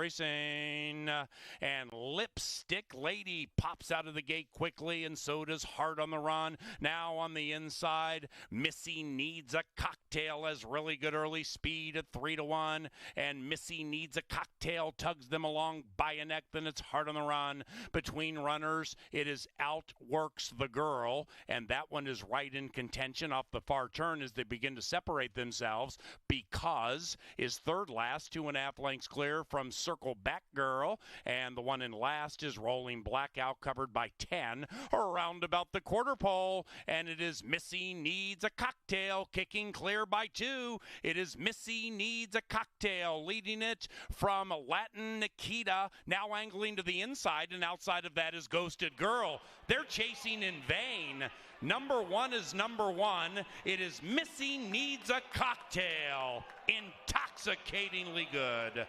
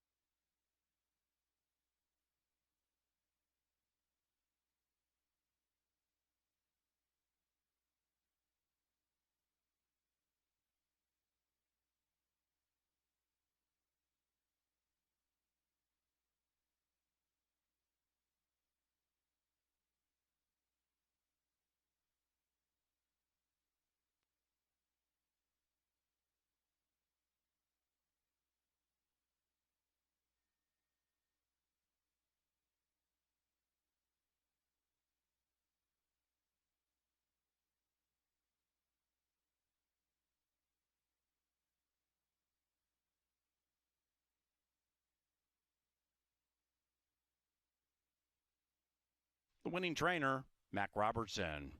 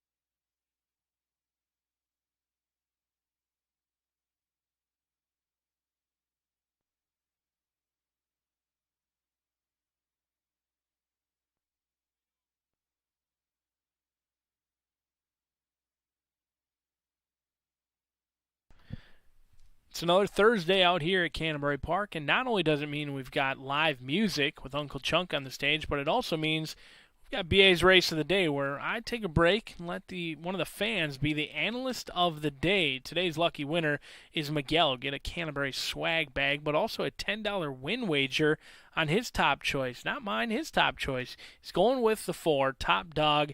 He's a newbie horse guy. Welcome. But his dad won the Kentucky Derby and not too long ago, so he believes Top Dog has the back class and the experience since his father, the sire, Street Sense, won the Kentucky Derby. And I think Miguel could be onto something, so we wish him the best of luck. He'll receive a $10 win wager and a Canterbury swag bag for taking an opportunity and a swing to be the analyst of the day. And he's got Top Dog on top. And I was paging through many people's selections on the analyst of the day, and it looked like Top Dog was a pretty popular selection. Now, I didn't think this horse would be 3 to 5, but based on the Twitter responses from today's analyst of the day, it looked like a lot of people found their way to Top Dog. We'll see if he'll be the top place when it's all said and done. But we've got a field of 9 set to go to the gate for the late pick 4. Shortly after the paddock, Miss Angela Herman will take you through her pick 4 selection. Our early pick 4 today, a little bit chalky. I think this one could be quite a bit different. Pick 5 started out with a 3 to 1 winner, but on your screen now is Natural Chill. Exit the same race as the heavily backed Top Dog, and in fact, they were a little bit different last time out. Last time, Natural Chill got all the money. This time, Top Dog taking all the action. At this point, Natural Chill showed a ton of speed, tired very late. They went fast, though, on the front end. 45 for a firster is asking a lot. Last time they broke from post number 12. Now they're down on the inside. We'll see if Mac Robertson can make it 2 in a row from post number 1. The distance is a question mark. This one did tire, going 6.5 furlongs last time out. And Gypsy Melody, the dam, she was a sprinter. We'll see if the 3-year-old by Keela can handle the added ground today, with Shakopee's own Alex Conchari getting the call. The 2 is Big Boy McCoy, a 4-year-old trained by Lynn Rarick. This one bred in Minnesota, as they all are. Miguel Arroyo gets the call. 1 career start, went off at a big number that day, 53 to 1. Going to be a big price in here as well, 32 to 1 after a 9th place finish in a 13-horse field last time out. The 3 is Sam Tequila. Rye Echoberry gets the call for Nevada Litfin, a $20,000 purchase back at the Minnesota sale in 2019. Another 3-year-old by Keela, and Sam Sweetheart, who was a stakes winner in the Dam, absolutely loved all the ground. While many others may want to sprint in their career, I think Sam Tequila wants to go 2 turns. If he is able to run anything like his mom, should absolutely love the distance and maybe the turf in the future. We'll see if Sam Tequila can handle the ground today at 8 to 1. But the 4 is Top Dog. It's KG's power play of the day. 3 to 5. Miguel, KG, and BA, we all land on a 3 to 5. Not sure Top Dog's worthy of 3 to 5 pricing, but the horse ran well last time out, galloped out very nicely, but didn't get bet. You had an $82,000 Minnesota sale purchase by Street Sense, who did win the Kentucky Derby and went off at 10 to 1 last time. The Dam's not so bad herself either. She won the Grade 1 Del Mar Debutante and actually ran 4th in the Breeders' Cup Juvenile. This one ran a nice race. Not sure if it's worthy of 3 to 5. We'll see if that goes up to a more realistic odds in the future. The 5 is Outrun 'em. Rupeshwar Rampadara, always wishing him the best of luck. The 3-year-old gelding by Flat Out has tried the turf the last 3 times. They'll go back to the main track, where the only try came in the mud. This will be the first time on a fast surface, 35 to 1 for Outrun 'em. The 6 is JJ's Wildcat. Kelsey Haar gets the call for Frank McKinley. Has shown speed, but has yet to show the ability to finish races, and has tired at lower class levels in sprinting. We'll see if JJ's Wildcat can take them the distance in here. Could be the projected front runner at a big number, 10 to 1. The 7 is Macho Rapido, Alonzo Quinones, and Tony Ringstorff. This one had the best career race, came at 1 mile on the dirt. They finally get the opportunity to go back to 1 mile on the dirt. The last time they tried it, they ran second. We'll see if they get the pace to chase. 6 to 1 on Macho Rapido. The 8 is Heavenly Gazebo. Leslie Mowen gets the call for Santiago Tranquino. 0 for 5. Does have 2 second-place finishes. Didn't show much last time out. We'll see if this one can improve today at a big number. And on the outside, Gabriel's Legend, Larry Donlin Jr., owns and trains a 4th-place finish last time out, but it was against much easier competition. They dive back into the deep end this time, but you'll get fair value, 20 to 1 on the board. Speaking of value, there's not much right now on Top Dog, but it only matters if you win. We'll see if Miguel can bring home a winner with a $10 win wager on Top Dog. Is the analyst of the day. Miss Angela Herman takes you through her pick 4 next.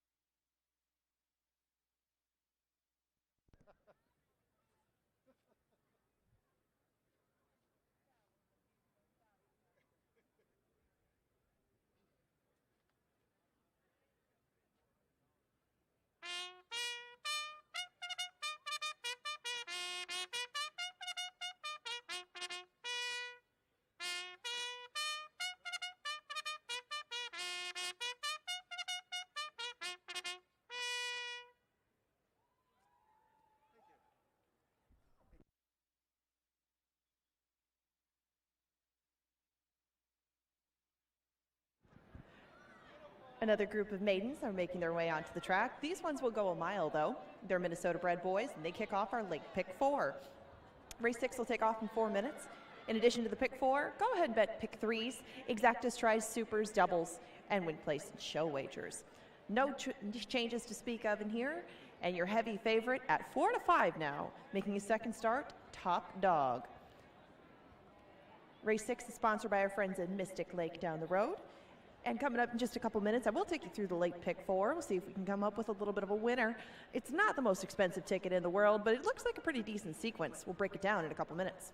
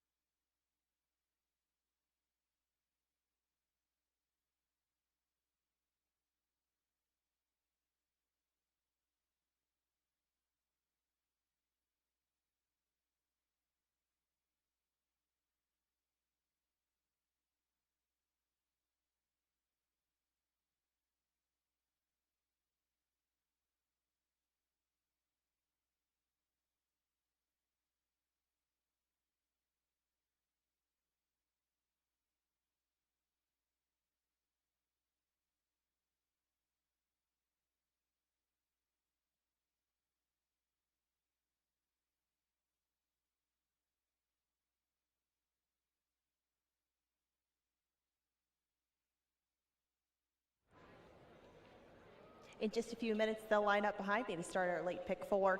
And in the 6th, it was kind of an interesting cast because there's a lot of horses that are making their second or third start as younger horses. And I tried to go with a little bit more experience. It is very difficult to win at first asking or even second asking going around 2 turns, and that's what led me to Macho Rapido. I'm kind of happy about that, I guess, seeing the price that's on Top Dog. Even if he does end up having the most talent in this group in the long run, this is still going to be difficult for him to try to go 2 turns after making a late start to his 3-year-old year, or getting a late start to the races in the middle of his 3-year-old year, whereas Macho Rapido has a lot of experience both at this racetrack and going 2 turns. He just has a lot more going for him as far as foundation, and Alonso Quinones will get aboard him. They've had a very good history together, and he is my top choice in here, now down to 5 to 1. He was the one aboard for the couple of those second place finishes last year that were on the main track going 2 turns. I mean, typically not my kind of horse. I know it's taken him a lot of tries, but they did pay quite a pretty penny for Macho Rapido at one point. It looks like this is what he does best, going 2 turns and maybe finding the right field that has enough speed to set up his late rally. It might be the day for all the pieces to come together. I did use JJ's Wildcat. If everybody leaves him alone, there's not to say that the sprinters will show speed just because they're stretching out. This horse is is a fair value at 7-1. And Natural Chill ran a pretty good race last time in his first start, but I used Som Tequila coming from off the pace in that same race, and I tried to beat Top Dog in here. I just thought that he might be a low price. Gosh, 4-5, I guess I was right about one thing. Moving on to race number 7. I stayed down on the rail with Air Walker, but my top choice was War Falcon. I used both of these two because it appeared there was a lot of speed to their outside, including Hattie Up, the one that I used in there, who could hold on the front end, but there will be quite a challenge to her inside. A couple of them should keep the pace, I mean, very honest, if not hot. And I thought that War Falcon, maybe on the cutback, she seems to pull a little bit. So maybe if they take her one turn, move her back to the dirt, that pulling could be just fine because she's naturally going to break a little bit behind the rest of them coming off all those 2-turn races. She can get herself into the race kind of like she did last time, but she won't have as much ground to navigate. Maybe the pieces come together for her at a price as well. Moving on to race number 8, the Horsefair Challenge on the outside, I'm going to guess will not be 7-2. I'm going to guess he's going to be your favorite by the time things are said and done. I did use him, but I didn't know how strong of a favorite he would be, and I used a couple of horses on the inside, including Rolls-Royce Steel, who loves this track. Comes off a really strong second behind Sharp Art, and the horse next to him, who also just ran behind Sharp Art, he ran third. Colorful Colorado is a very interesting horse to me. He's a good-looking horse. He's a Colorado bred, so I'm wondering if there's bigger sights for him down the road. But Colorful Colorado still ran a good enough race off the bench, off a long layoff, where I think that he could improve and maybe pull a slight upset in there. I don't know what kind of price you're going to get on him, but I would guess it might be in the 8-1 neighborhood. And in the final thoroughbred race of the day, I just couldn't find a way to beat Steal the Thunder. She's kind of an all or nothing thing. If you think that she'll handle the dirt and handle the sprint distance, she should win very comfortably. If you think that she won't handle that, take as many shots against her as you can because she's probably going to be a very low-priced favorite. But the barn is good with this sort of drop. They're good with this sort of move from the turf to the dirt. And it's just turned out that they've given her enough chances, I guess, on the turf where they're going to drop her down, move her back over to the dirt, and see what they've got. Steal the Thunder is making a big drop, and she's going to make her third start of the year. You figure you get her best shot as she is making a lot of changes in her third start of the year in the 9th. That's the ticket for me. A little spendier than usual, but $13.50 probably won't break the bank. You have to make those pick 4 tickets quickly, though. They are getting much closer to us at the starting gate. Good luck in the late pick 4.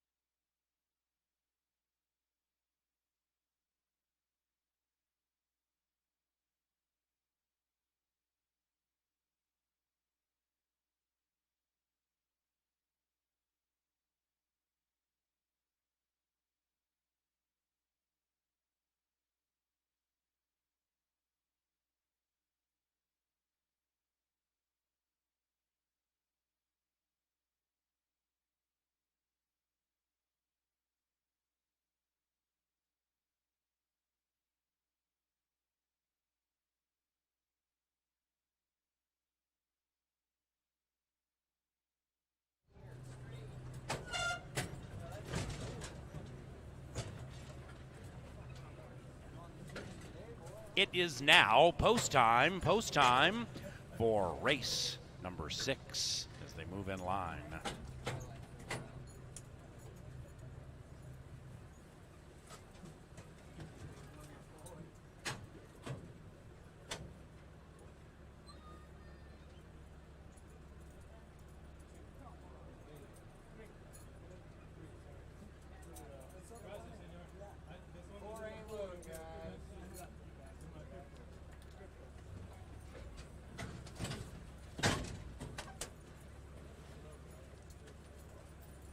There's one out now.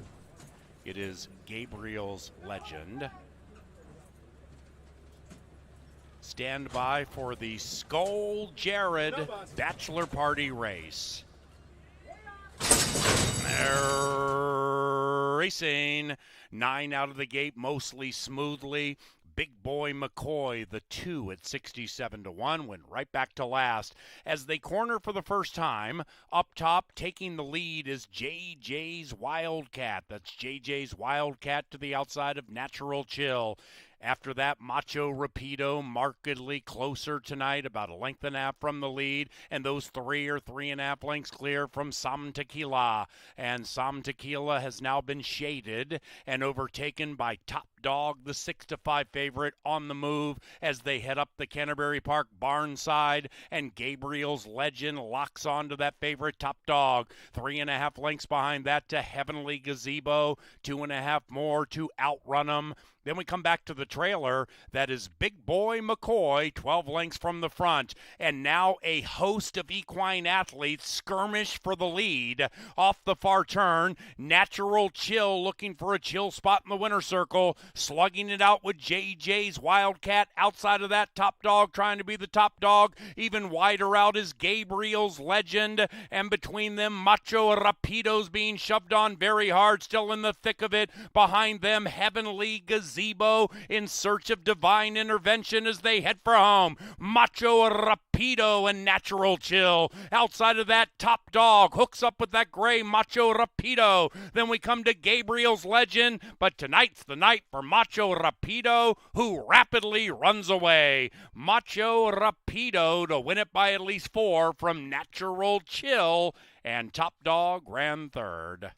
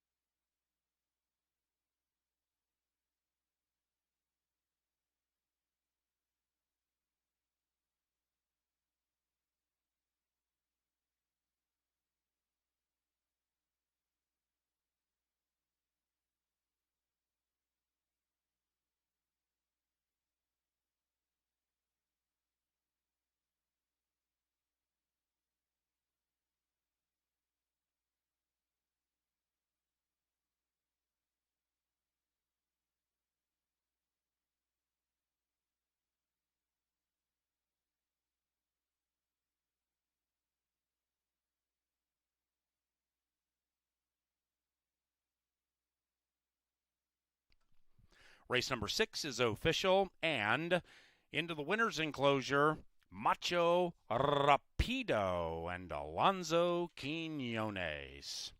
The winning trainer is Tony Rengstorff, and the winning owners, Suzanne Stables. Macho Rapido is a 4-year-old gray son of Mucho Macho Man.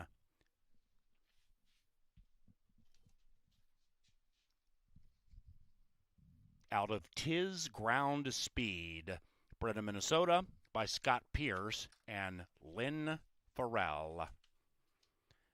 Payoffs on TV monitors. The 7th, 20 minutes from now. No scratches and no rider changes in race number 7. Canterbury Park 7th race is courtesy of the Minnesota Lottery. Post time right around 8:15. Bet more, win more.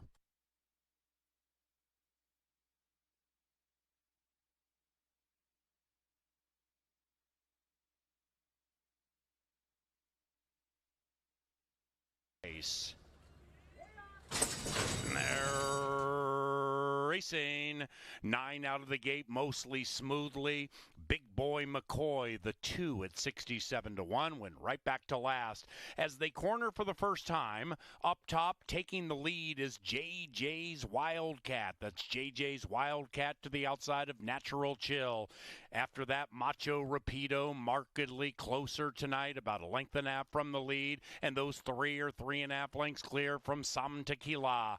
And Sam Tequila has now been shaded and overtaken by Top Dog, the 6-5 favorite, on the move as they head up the Canterbury Park barn side, and Gabriel's Legend locks onto that favorite Top Dog. 3.5 lengths behind that to Heavenly Gazebo, 2.5 more to outrun them. Then we come back to the trailer. That is Big Boy McCoy, 12 lengths from the front. And now a host of equine athletes skirmish for the lead. Off the far turn, Natural Chill looking for a chill spot in the winner's circle, slugging it out with JJ's Wildcat. Outside of that, Top Dog trying to be the top dog. Even wider out is Gabriel's Legend. And between them, Macho Rapido's being shoved on very hard, still in the thick of it. Behind them, Heavenly Gazebo in search of divine intervention as they head for home. Macho Rapido and Natural Chill. Outside of that, Top Dog hooks up with that gray Macho Rapido. Then we come to Gabriel's Legend, but tonight's the night for Macho Rapido, who rapidly runs away. Macho Rapido to win it by at least 4 from Natural Chill, and Top Dog ran third.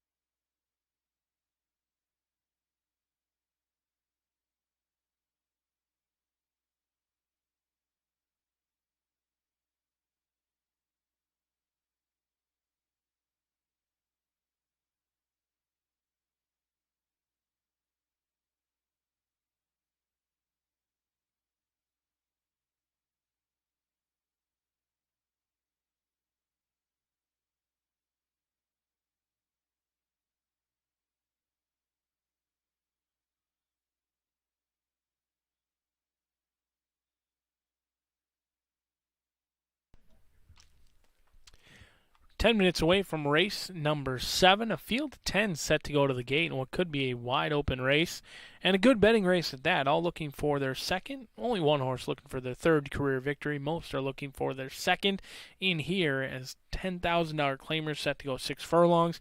Number 1 is Air Walker. Natasha Roberts owns. Joe Roberts handles the training, and Quincy Hamilton will handle the riding in here. The 4-year-old filly by Kentucky Derby winning Orb is 1 for 16. Now, 1 seems a little bit light, but 9 second and third place finishes. This horse has consistently knocked on the door, yet to break it down, but could do so in a big way today at a big number of 22-1 on the board. This one was closing at the end last time out very nicely. We'll see if Air Walker can time it right. The 2 is Scylla. Aurora gets the call for Lynn Rarick. This one was entered to run on June 30th. They did miss that race. Hasn't been seen since June 2nd. We'll see if Scylla can run well off the freshening, but Quincy Hamilton jumps off. Aurora on 20-1 on Scylla. The 3 is Patience Pays, donning the all-welling silks for Gary Shear and Alex Conchari in here. Didn't really run a step last time out, beaten by 18 lengths. That was on the turf. They'll go back to the dirt, where they kind of ran an even running 6th place finish, but that was against much tougher competition. Gets the class relief needed in here. Should appreciate going turf to dirt as well. Alex Conchari gets the call, 5-1 on Patience Pays. The 4 is taking some action, and it's sneaky action. War Falcon, 8-1 morning line, currently cut in half, 4-1 on the board. Lindy Wade gets the call for Mike Beeler. This one was the beaten favorite last time out, but did show speed on the turf. Now goes back to the dirt. Oftentimes horses that are able to show pace on the turf do have success when they make the move back to the dirt, and that's where the lone win came for War Falcon. So no surprise the money has come in since this one was favored last time out. The 5 is She Got It. Broke slowly last time out. She didn't know much about breaking at all. Broke relatively slowly. It looks only 4.5 lengths, but it was a very awkward break. Kind of made a mid-race move to get close, but certainly that tough break was difficult to overcome. Crystal Conning gets the call for She's Got It. The 6 is She Dialed Barreau. Negron gets the call for Oscar Flores. And here, Danny Caldwell looking to heat up with She Dialed Barreau. The 3-year-old filly by Dialed In does look for win number 2 and only start number 5. Lightly raced is the good news. The bad news is the win came under the handling of Brad Cox in the debut. Since then, a 2nd place finish is the best they did on the turf, 5-1 on the board. The 7 is Wildly Dramatic. This one has had a dramatic story. Disqualified from purse money May 20th. Hasn't been seen since. They were entered June 13th in a $16,000 claimer. Scratch that day. There is an awful lot of questions with Wildly Dramatic, but there's no doubt about it. This one ran like a good thing last time out. We'll see if it can run back again, 4-1 on the board.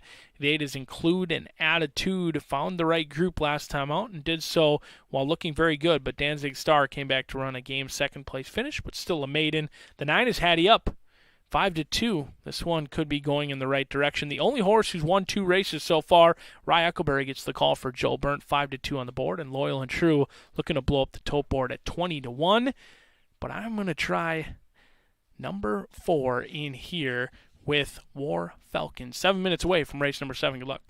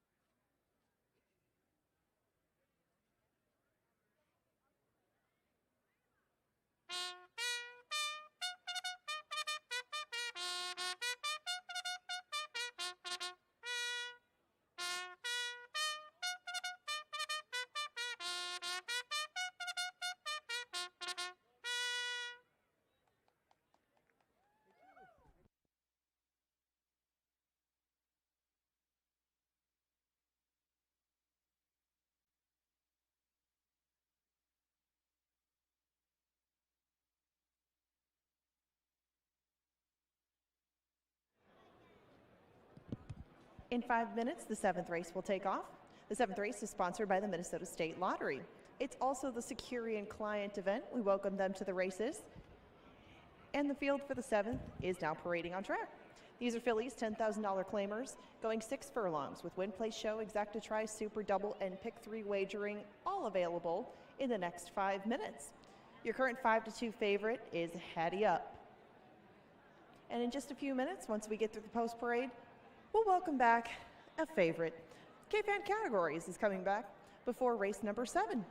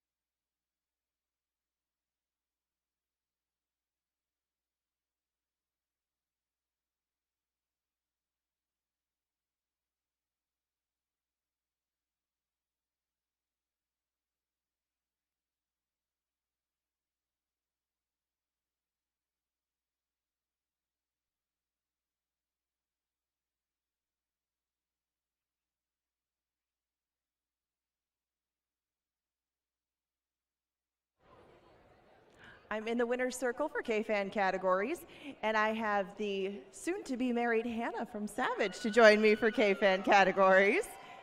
Congratulations to you and your fiance who's putting the pressure on you to name as many NFL teams with animals as their mascots in it. Do you think you're up to the challenge in the name? I'll try my best.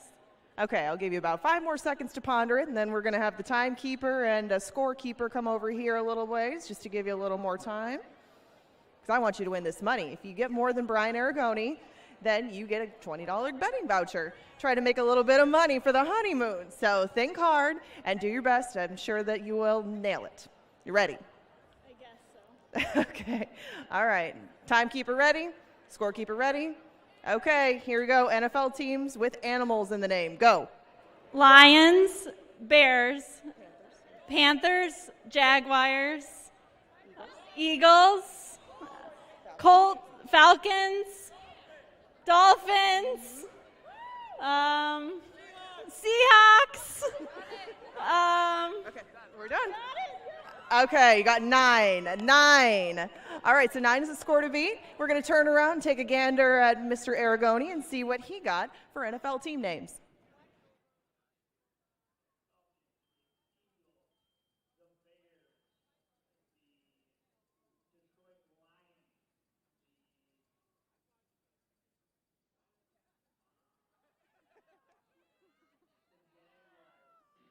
Way to go. Excellent work, Hannah. Yes, of course, and congratulations to you. Hope that you make that $20 into a lot more and enjoy your honeymoon, the wedding, and congratulations to you both. Thank you so much. A happy winner down here in the winner's circle for K-Fan Categories.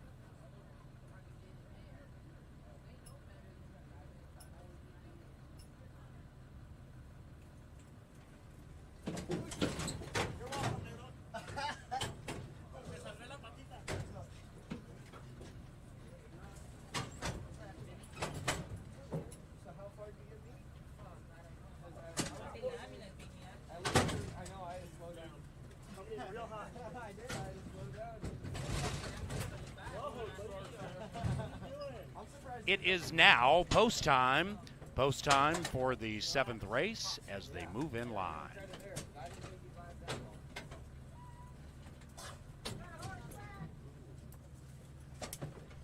Loyal and True, the last in line.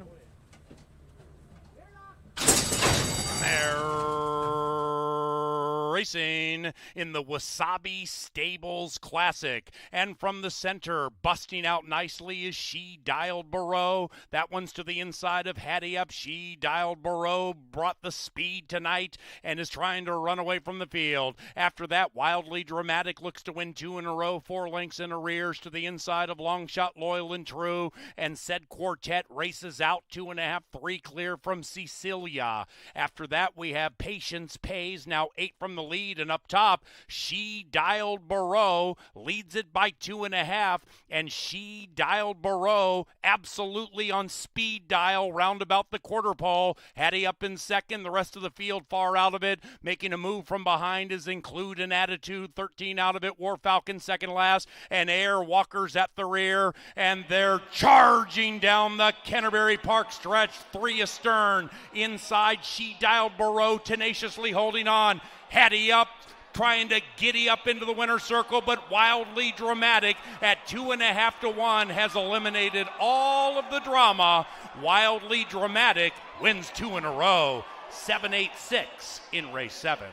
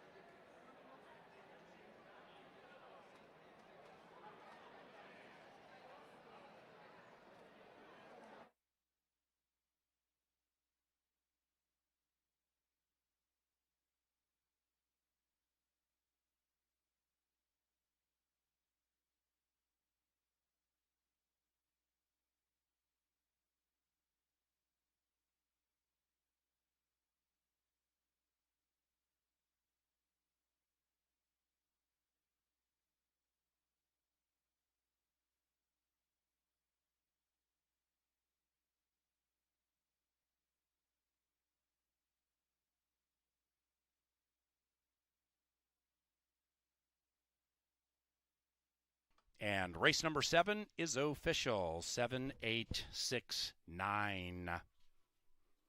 Pick 3 paid $94.55.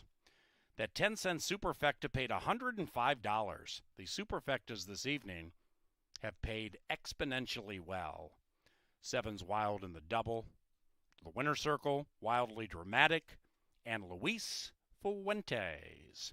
The winning owner and trainer, Dick Capolucci. Final time, 112.67. Ladies and gentlemen, the winner, Wildly Dramatic, was claimed for $10,000. The winner now goes to the care of trainer Mike Beeler for Fun of It Partners. Wildly Dramatic claimed, Beeler, Fun of It Partners. 8th race, 22 minutes from now. Scratch number 8, Joe Jackson. Joe Jackson stepping out of race 8. And this one begins the pick 3 on the final 3 live races this evening. Post time for the 8th race, 22 minutes from now. And the 8th this evening at Canterbury Park is provided by Apple Autos, the official vehicle supplier for Canterbury Park.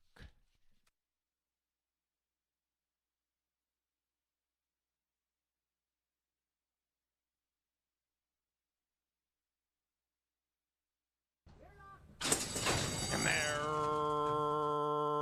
racing in the Wasabi Stables Classic. And from the center, busting out nicely is She Dialed Barreau. That one's to the inside of Hattie Up. She Dialed Barreau brought the speed tonight and is trying to run away from the field. After that, Wildly Dramatic looks to win 2 in a row, 4 lengths in arrears to the inside of Longshot, Loyal and True. And Said Quartet races out 2.5, 3 clear from Cecilia. After that, we have Patience Pays, now 8 from the lead, and up top, She Dialed Barreau leads it by 2.5, and She Dialed Barreau absolutely on speed dial round about the quarter pole. Hattie up in second, the rest of the field far out of it. Making a move from behind is Include an Attitude, 13 out of it. War Falcon second last, and Air Walker's at the rear, and they're charging down the Canterbury Park stretch, 3 astern. Inside, She Dialed Barreau tenaciously holding on. Hattie up, trying to giddy up into the winner's circle, but Wildly Dramatic at 2.5 to 1 has eliminated all of the drama. Wildly Dramatic wins 2 in a row, 7-8-6 in race 7.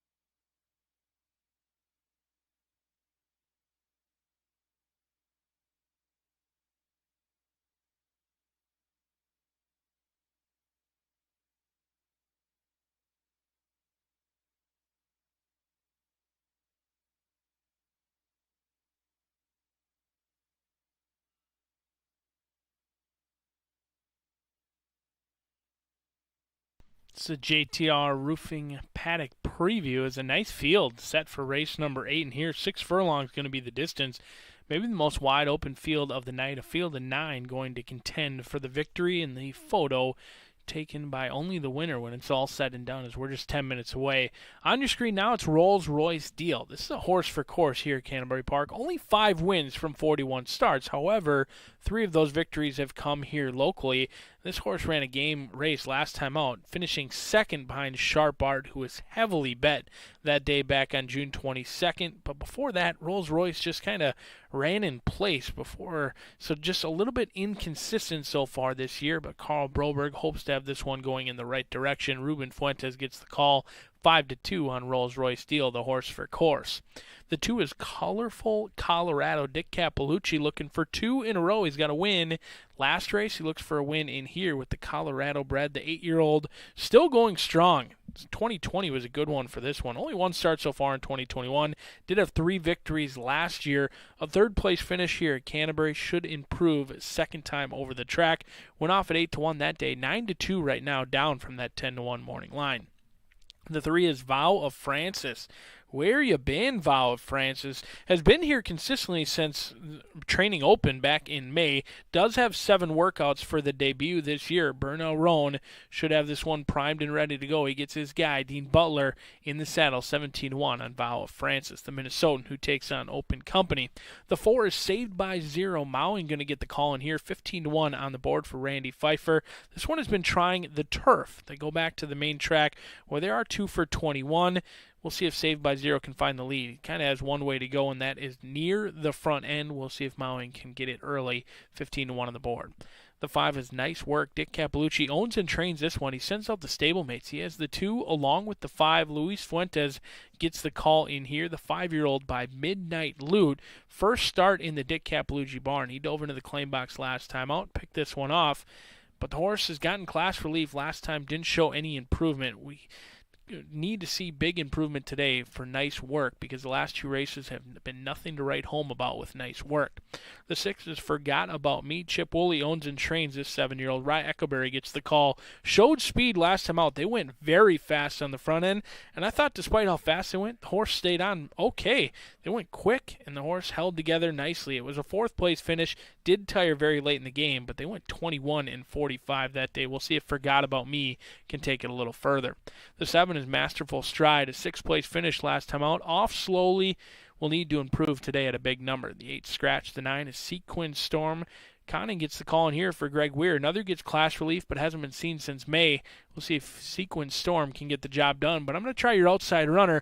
Looks like Ange and I are a believer in Fair Challenge, trying to wave Bon Voyage. Carlo Lopez gets the call. Turf to dirt. Another getting class relief, and the relief should be appreciated. We'll see if Fair Challenge can get us home a winner from the outside at 2-1. 7 minutes to post number 8. Good luck.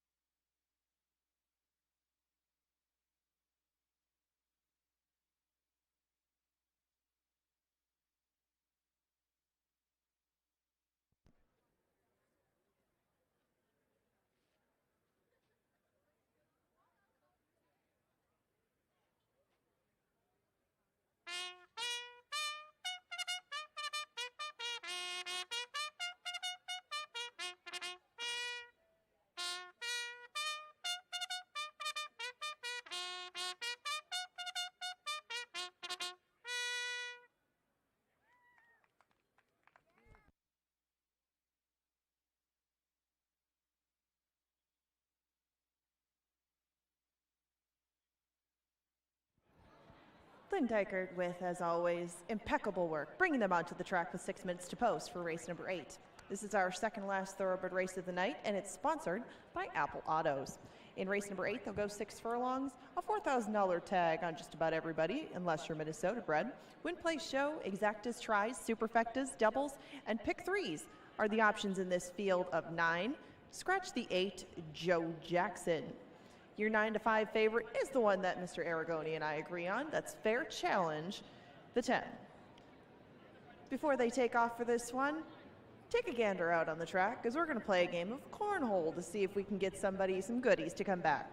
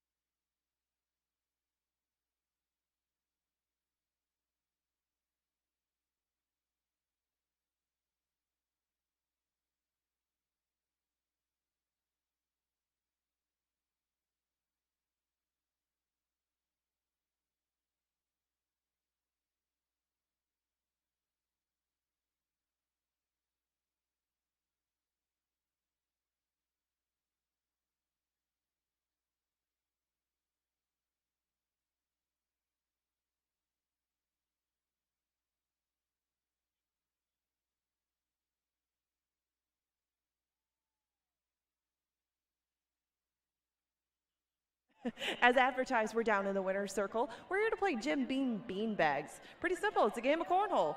Get it in the hole, you get a daily double pack. If you get it on the board, you get a couple of admission passes. And if you miss the board, you still get one to come back. And ladies first, of course. So up first, trying to get it in the hole, is Olivia from Woodbury. Olivia, show the boys how it's done.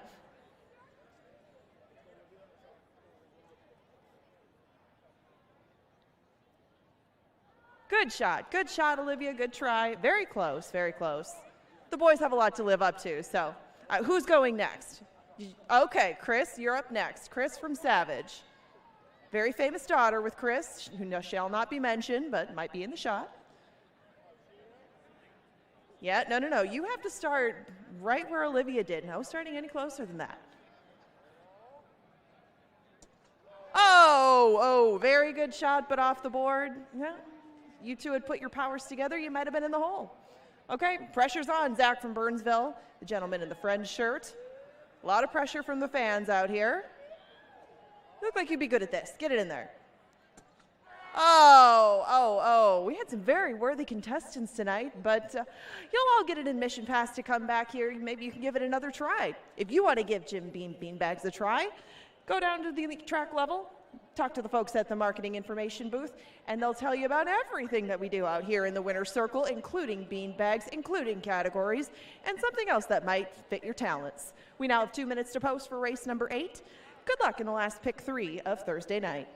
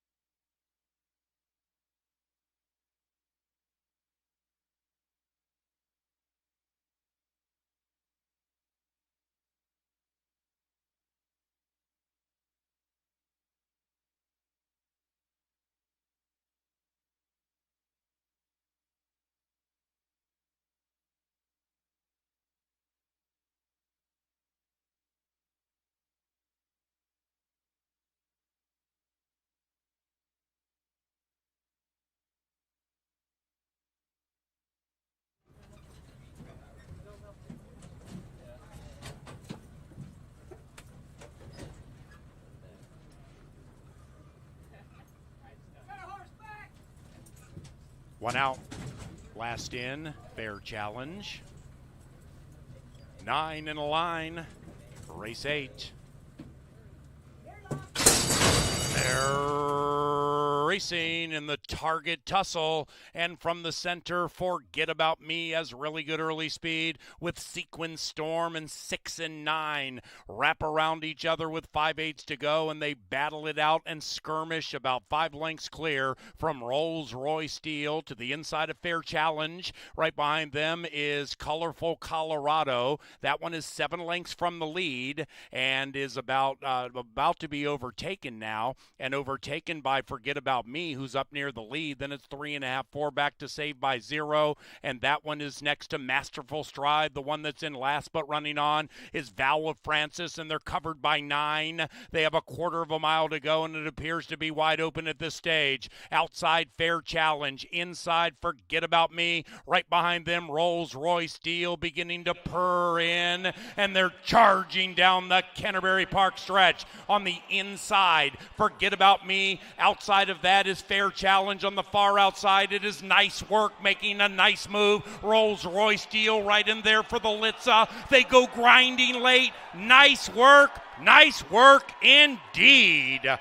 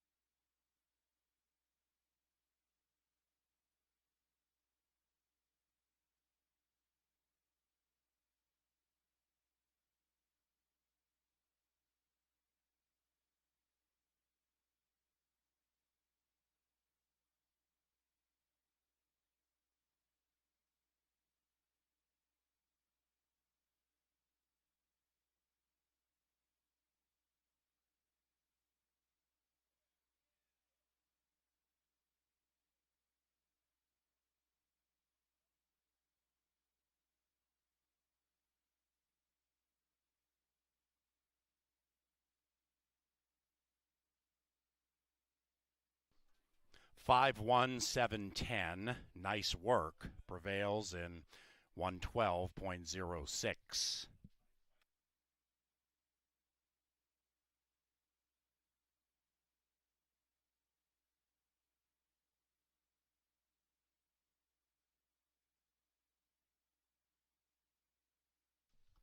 We had a claim in race number 8. There was a claim in the 8th. Fair Challenge, who ran 4th, claimed for $4,000. Ed Caroluk is the owner-trainer, winning a 2-way shake.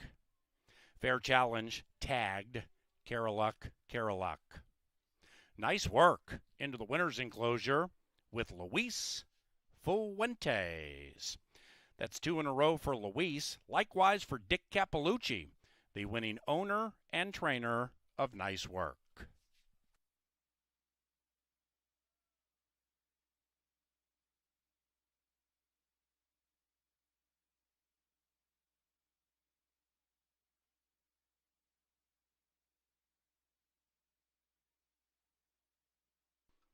And the 8th race is official.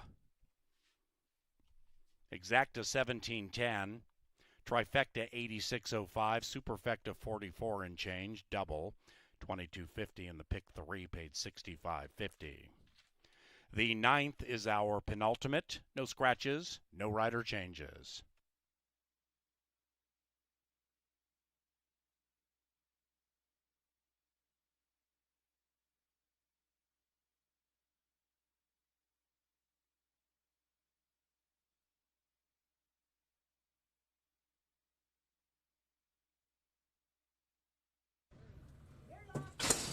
And they're racing in the target tussle, and from the center, Forget About Me has really good early speed with Sequin Storm and 6 and 9 wrap around each other with 5/8 to go, and they battle it out and skirmish about 5 lengths clear from Rolls Royce Steel to the inside of Fair Challenge. Right behind them is Colorful Colorado. That one is 7 lengths from the lead and is about to be overtaken now, and overtaken by Forget About Me, who's up near the lead. Then it's 3.5, 4 back to Save by Zero, and that one is next to Masterful Stride. The one that's in last but running on is Vow of Francis, and they're covered by 9. They have a quarter of a mile to go, and it appears to be wide open at this stage. Outside, Fair Challenge. Inside, Forget About Me. Right behind them, Rolls Royce Deal beginning to purr in, and they're charging down the Canterbury Park stretch. On the inside,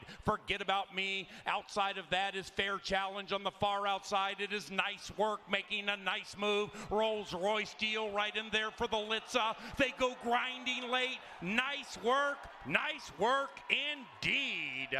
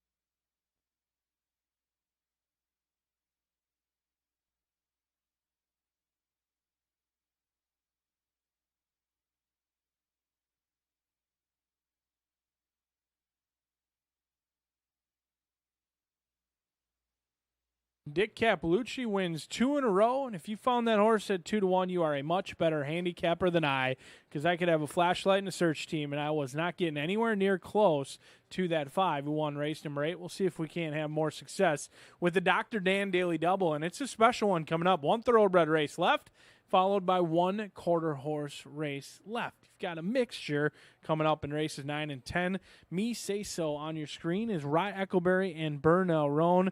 Tries the claiming ranks. This one has been going down in the claiming ranks, and the results haven't necessarily improved. A 5th place finish and a 7th place finish. We'll see if Me Say So can wake up at night, 10-1 on the board. The 2 is Sting B, Calvin Wolf and Perry Wolf. Calvin got his first career victory aboard this horse last year, August 20th of 2020, here at Canterbury Park. Went off at 6-1, going a mile that day. They're going to try sprinting today with Sting B as Perry Wolf trying to get Robert Wolf and Calvin Wolf home a winner. The blinkers go on for the lightly raced 7-year-old mare who will make start number 8 today. The 3 is Ort's Dream. This one does have a tendency to break slow. It was off slow last time out and then very wide, but still finished well. We'll see if Ort's Dream can break alertly today, 9-2 on the board. The 4 is Miss D's Concerto. Now, this one has no trouble getting out of the gate. Miss G's Concerto is awfully quick. The problem is, runs like a horse who absolutely needs the lead. Last time out, didn't get the lead, didn't run that well. We'll see if Ruben Fuentes can find the front and get some bravery aboard Miss D's Concerto. The 5 is Soul and Grace. This one was off slowly last time out. Finished very well. In fact, got the maiden breaking score, but maiden breaking for $25,000. Now comes back claiming $7,500. We'll see if Soul and Grace can make it 2 in a row. Currently favored in this spot. The 6 is Lucky Mac. Lull gets the call in here for Lucky Mac. Corey Rumsey takes over the training. Hasn't been seen since December of last year. We'll see if Lucky Mac can fire fresh off the layoff. The 7 is Awesome Pegasus, 20-1 on the board. Awesome Pegasus is making start number 11 in here off of a 7th place finish. We'll see if Awesome Pegasus can get the job done at a big number. The 8, Steal the Thunder, does look a little bit warm, but I didn't see them take the hose to this horse. It's possible that this one got washed off, but looks a little bit warm down here in the paddock. 5-2 morning line. Ice cold on the board right now at 10-1. Turf to dirt in play on Steal the Thunder. But I'm going to try Weemus Bernsey. I like the way this one looks down here in the walking ring. Absolutely wins the beauty contest. Finished very strongly last time out. This horse should run well. Don't expect to see Weemus Bernsey early. Dean Butler going to try and be rolling late at 7-1. A field of 9 goes out for the last thoroughbred race of the card. Then we'll bring out the quarter horses.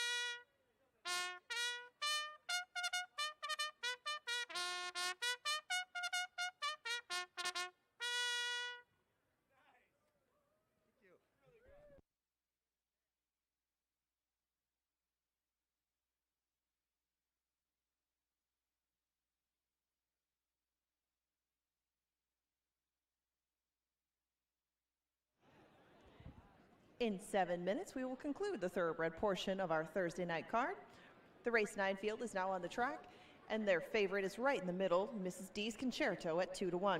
Win, place, show, exactas, tries, supers, and doubles, all your options to bet on with these Minnesota-bred ladies. They'll go 6 furlongs in the 9th. And again, your favorite is now a co-favorite. They're separated by a little over $100. Mrs. D's Concerto and Soul and Grace right in the middle of the gate. if you would be so kind, come on down by the winner's circle, because before the 9th, we've got some goodies and a very couple special of guests, and we're going to meet the winners of the Lucky Lottery seats too. Still a lot more to come, and 2 races. The 9th will go off in 6.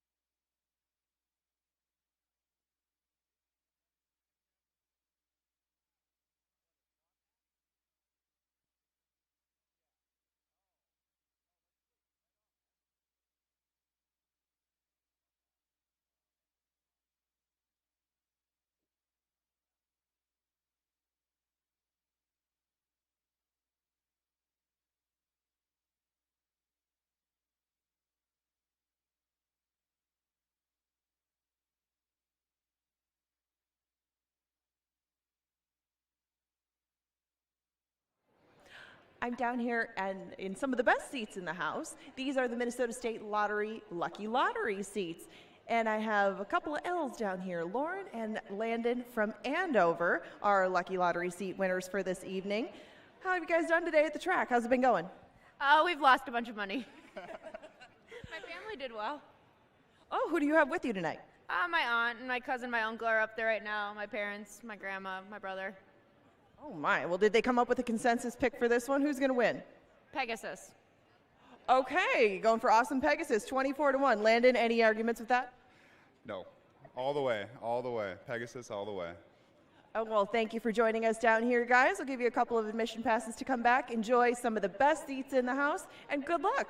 If you guys come home a winner, you'll have a lot of cash to go with these seats. Thanks for joining us, guys. And now we're going to take a walk over into the winner's circle. As I mentioned, we have some very special guests with us. You see them congregated up here. A few that you might recognize from the announcer's booth and from the band stage. I have Paul Allen down here. He's going to be calling the nights from the winner's circle, and a couple of members of Uncle Chunk. They were your band tonight up on the band stage. If you enjoyed the music that they put out, give them a hand. Give them a hand. They were excellent tonight. Chunk, chunk, chunk. Yeah, we put a strain on their vocal cords with the smoke and everything, and you guys performed top notch. Now, Paul, before we get into talking to Uncle Chunk a little bit about their night and what they thought of it, who do you like in the last? Well, good evening, everybody. Thanks for coming to Canterbury. I'm on number 9, Wee Ms. Bernsey, because one of the owners does my taxes, and I think that's probably good for business. I think number 8, Steal the Thunder, is going to be the one to beat. And no matter who wins this race, I don't know if everybody heard it, but Uncle Chunk did a cover of Charlie Daniels' band's Devil Went Down to Georgia. Anybody hear that tonight? That was phenomenal. Well done, everybody. That was good. Well, and now you guys have been to Canterbury before. Oh, yeah. Yes. Okay. So now that we have this beautiful stage over here, you have the crowd out here coming back after COVID. I mean, you guys have had, I'm sure, a number of performances, but what did you think of Canterbury tonight, and how is it stacked up to the past? I love it. It's great. The weather's great, and it's just nice seeing the horses up close like that. It's really nice. And I see that you've got some stuff over here and a few goodies to hand out to the crowd. So if you would like to meet Uncle Chunk, get a little bit of their merch, come on up here. Get right up here and meet them. They're great guys. And if they would want to follow you guys on the road after Canterbury Park today, where do they find out all the info? They can find us at unclechunk.com or facebook.com/thebandUncleChunk. You know, we'll also be at the State Fair. Be at the State Fair?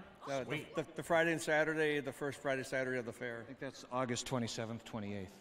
Okay, and what part of the fair? Where will they find you? The band show, main stage? Where do they find you? Coasters. Nice. Beer garden. Well, the it's best a place to little-known go. fact that our analyst, Miss Angela, she sings like Tina Marie, okay? So she has one of those Tina Marie type voices. I think we should do a role reversal this evening where Angela sings a song and you guys handicap the races for the TV crowd. What do you think? That sounds good. I'll do it. Yeah, okay, Angela? Wow, I've put enough ear pollution out into the world from an announcer's booth. Let's leave it right where it was in 2016. No, but it's great having you guys out here, man. And music on Thursdays. It's just been great with the crowd continuing to build, and it's you guys are fantastic, man. Nice meeting you too. Uncle Chunk, how about that, ladies and gentlemen? Yeah, thanks for coming up, you guys. If you want to come out and meet them, come right up here. They'll give you the goodies, and come watch the race with us down here for race number 9. Well, wait, Angela, who do you like in this race? Well, I'm on Steal the Thunder, and right now it looks like nobody came with me, but Steal the Thunder is kind of one of those all-or-nothing prospects. Either Steal the Thunder is going to run away with this one because she's dropping in class, because she's changing surfaces, or she might run it. She might not like dirt sprinting or anything, but she's trained well enough on the dirt, and there's some good moves with the Lund Barn in the past with horses like this, where it's just kind of, they've given her enough chances on the turf, they've given her enough chances going long. They're just going to drop her down and give her every opportunity to win her second race. I mean, she's 7-1. I don't think she'll be 7-1 by the time they leave the gate, but she hasn't seen this company before. A lot of these have seen each other frequently in their recent history, and she is the newcomer to that bunch, so I liked her. Anybody here live in the Pick 5, best of luck to you. Close out here in the 9th race. Thank you, Miss Angela. And the horses have reached the starting gate. It is now post time for the 9th at Canterbury Park.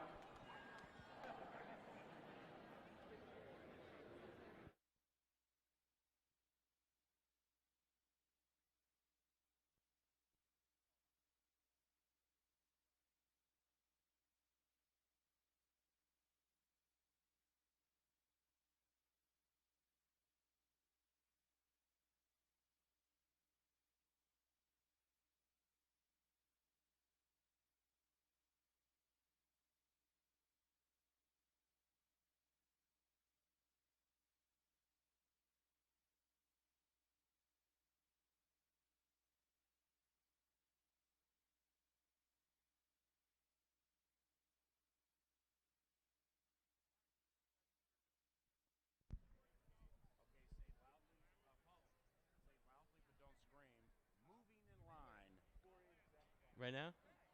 Moving in line. Nice. There you go. Okay, come here. Number 4 is favored. Don't get shut out. Bet more, win more. Go Vikings. Mrs. 3-1, Soul and Grace 5-2, and they're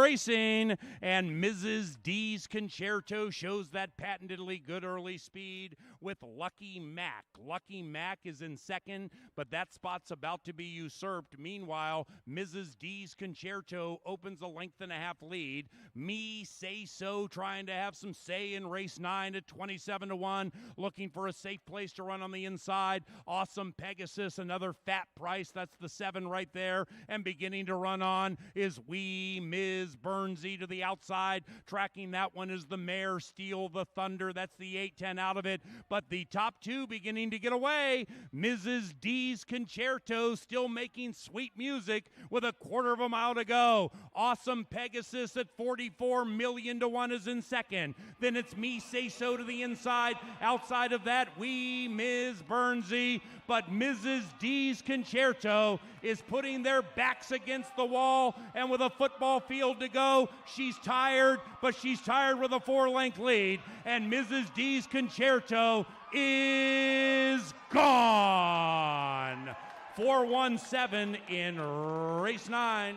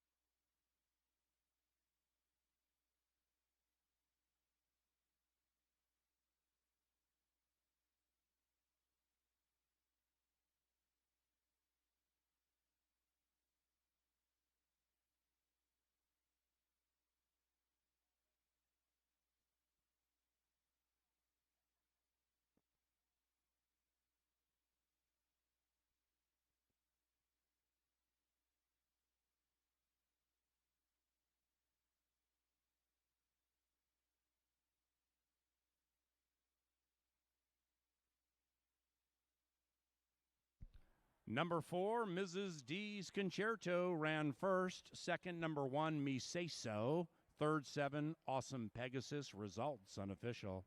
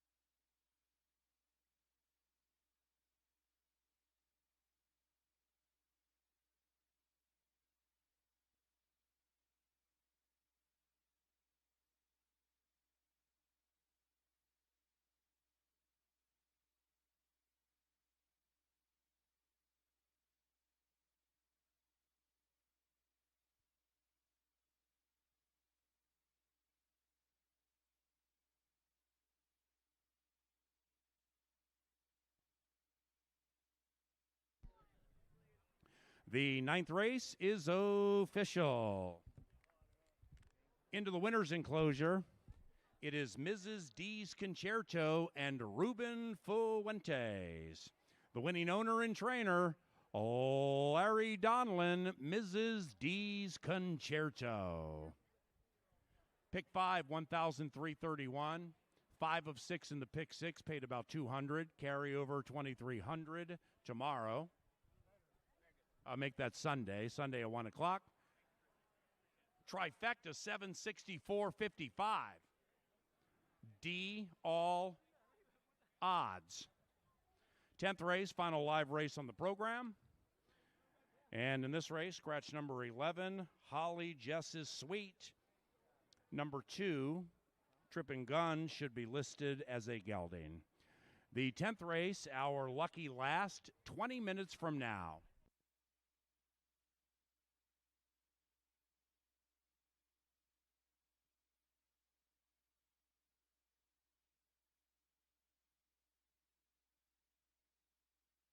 Three to 1, Soul and Grace 5-2, and they're racing. And Mrs. D's Concerto shows that patentedly good early speed with Lucky Mac. Lucky Mac is in second, but that spot's about to be usurped. Meanwhile, Mrs. D's Concerto opens a length and a half lead. Me Say So trying to have some say in race 9 at 27-1, looking for a safe place to run on the inside. Awesome Pegasus, another fat price. That's the 7 right there. And beginning to run on is Wee Ms. Burnsy to the outside. Tracking that one is the mare Steal the Thunder. That's the 8-10 out of it. But the top 2 beginning to get away. Mrs. D's Concerto still making sweet music with a quarter of a mile to go. Awesome Pegasus at 44 million to 1 is in second. Then it's Me Say So to the inside. Outside of that, Wee Ms. Burnsy. But Mrs. D's Concerto is putting their backs against the wall, and with a football field to go, she's tired, but she's tired with a 4-length lead. And Mrs. D's Concerto is gone. 4-1-7 in race 9.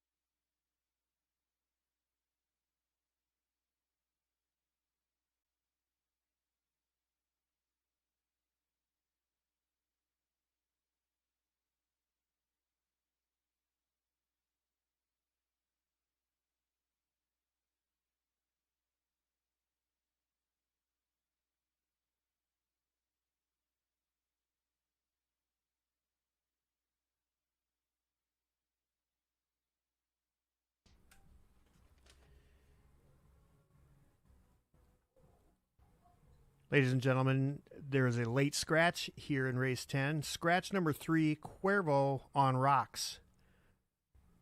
Scratch number 3, Cuervo on rocks here in race 10.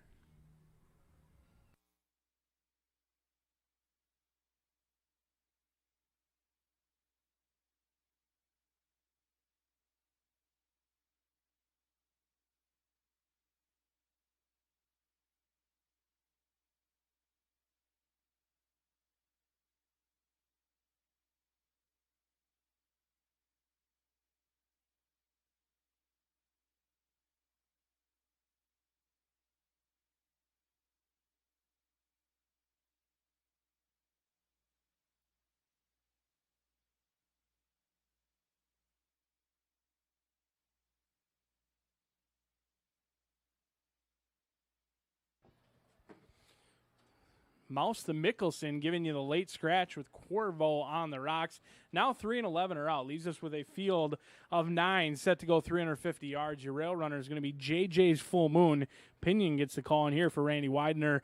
Making start number 4. The inside's been good all year long. We'll see if this one can have success. They were bumped hard, very hard at the start on July 13th. We'll see if JJ's Full Moon can put everything together. I do believe the horse has some talent. 16-1 on the board.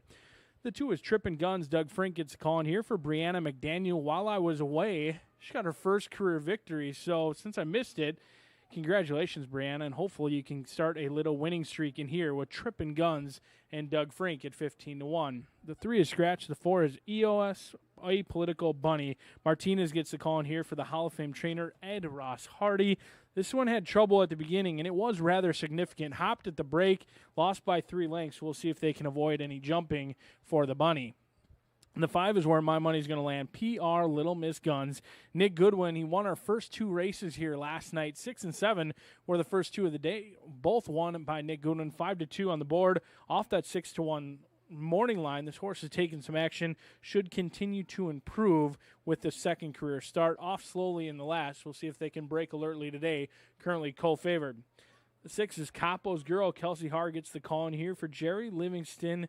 This one has been working out consistently in the morning, including a nice breezing from the gate on July 20th. We'll see if Capo's Girl can make the debut, a winning one at 16-1.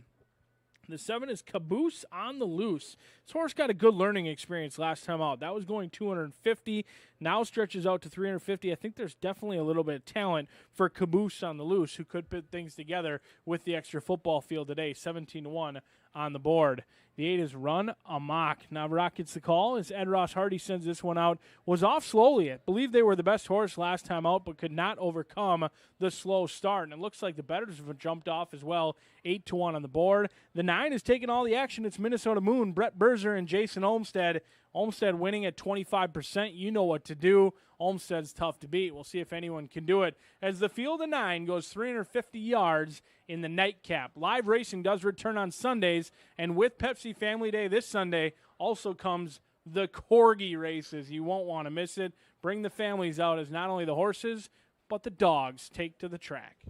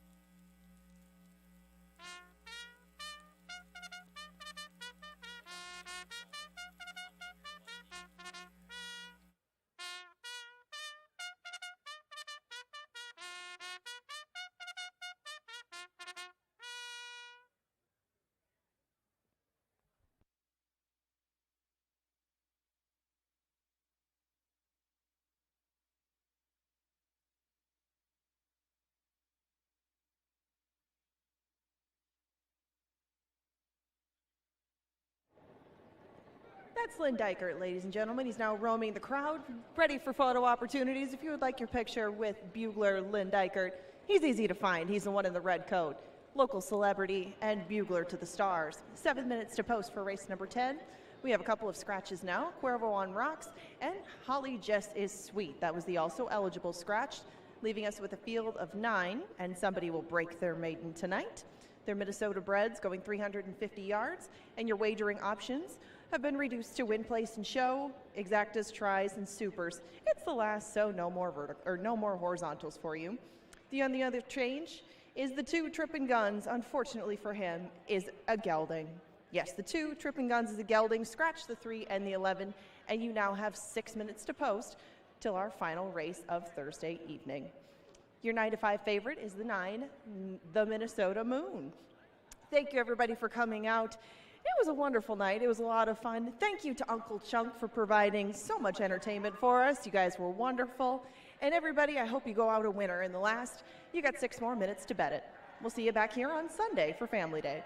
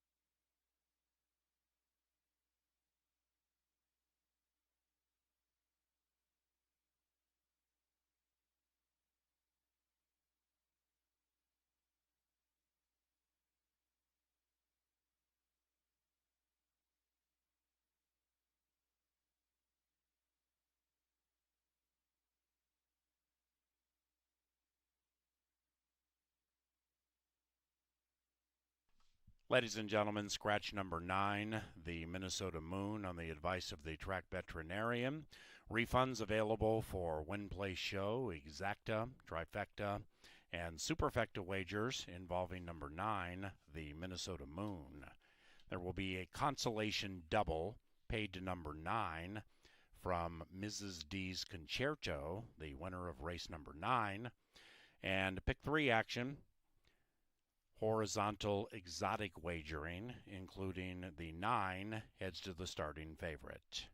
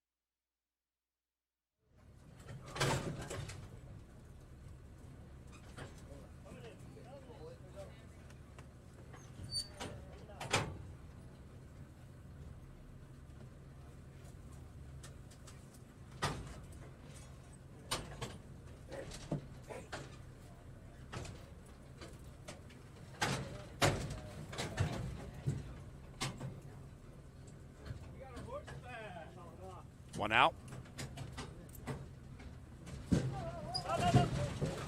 Race number 10, Q style, once the 2 settles down. Ooh. Tripping guns, relaxing. Still off on the 5. Still off on the 2. Still off on the 2. We're still off down here. On the 5. Still off down here. Still off. He's on. And away they go. Kind of a rough beginning for Avery's Rocket on the outside. Good beginning for JJ's Full Moon. And between them is EOSA Political Bunny. Between them is PR Little Miss Guns. Outside of that is Run Amok to the wire. Pay the 5. It is PR Little Miss Guns who fired.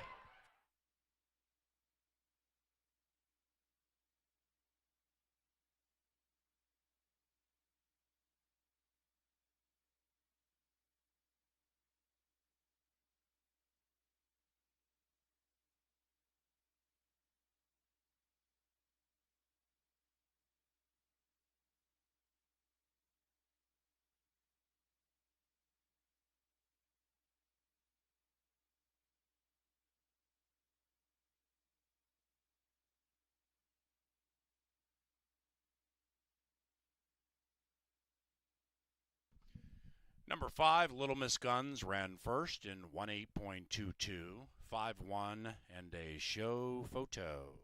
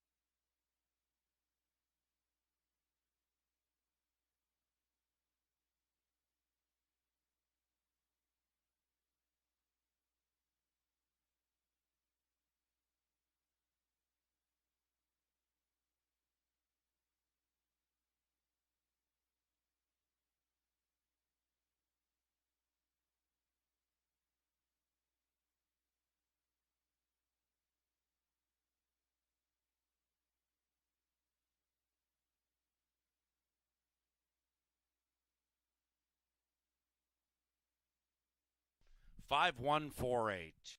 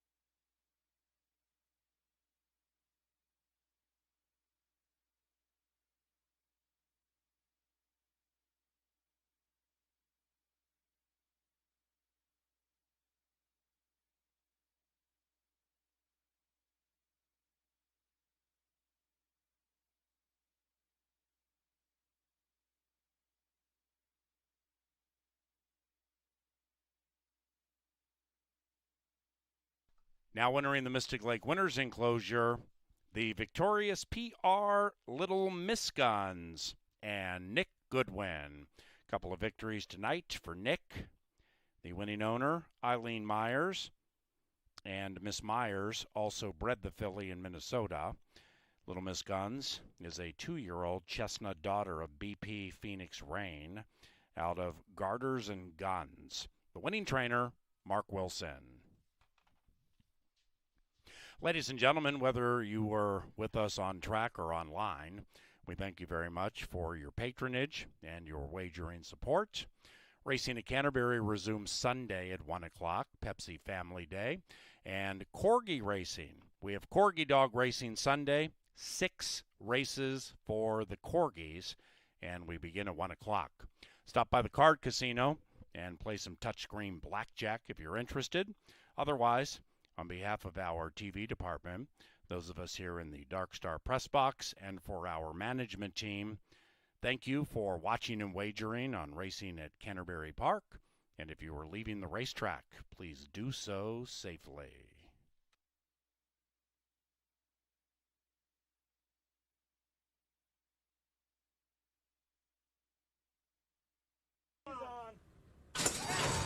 And away they go. Kind of a rough beginning for Avery's Rocket on the outside. Good beginning for JJ's Full Moon. And between them is EOSA Political Bunny. Between them is PR Little Miss Guns. Outside of that is Run Amok to the Wire. Pay the 5. It is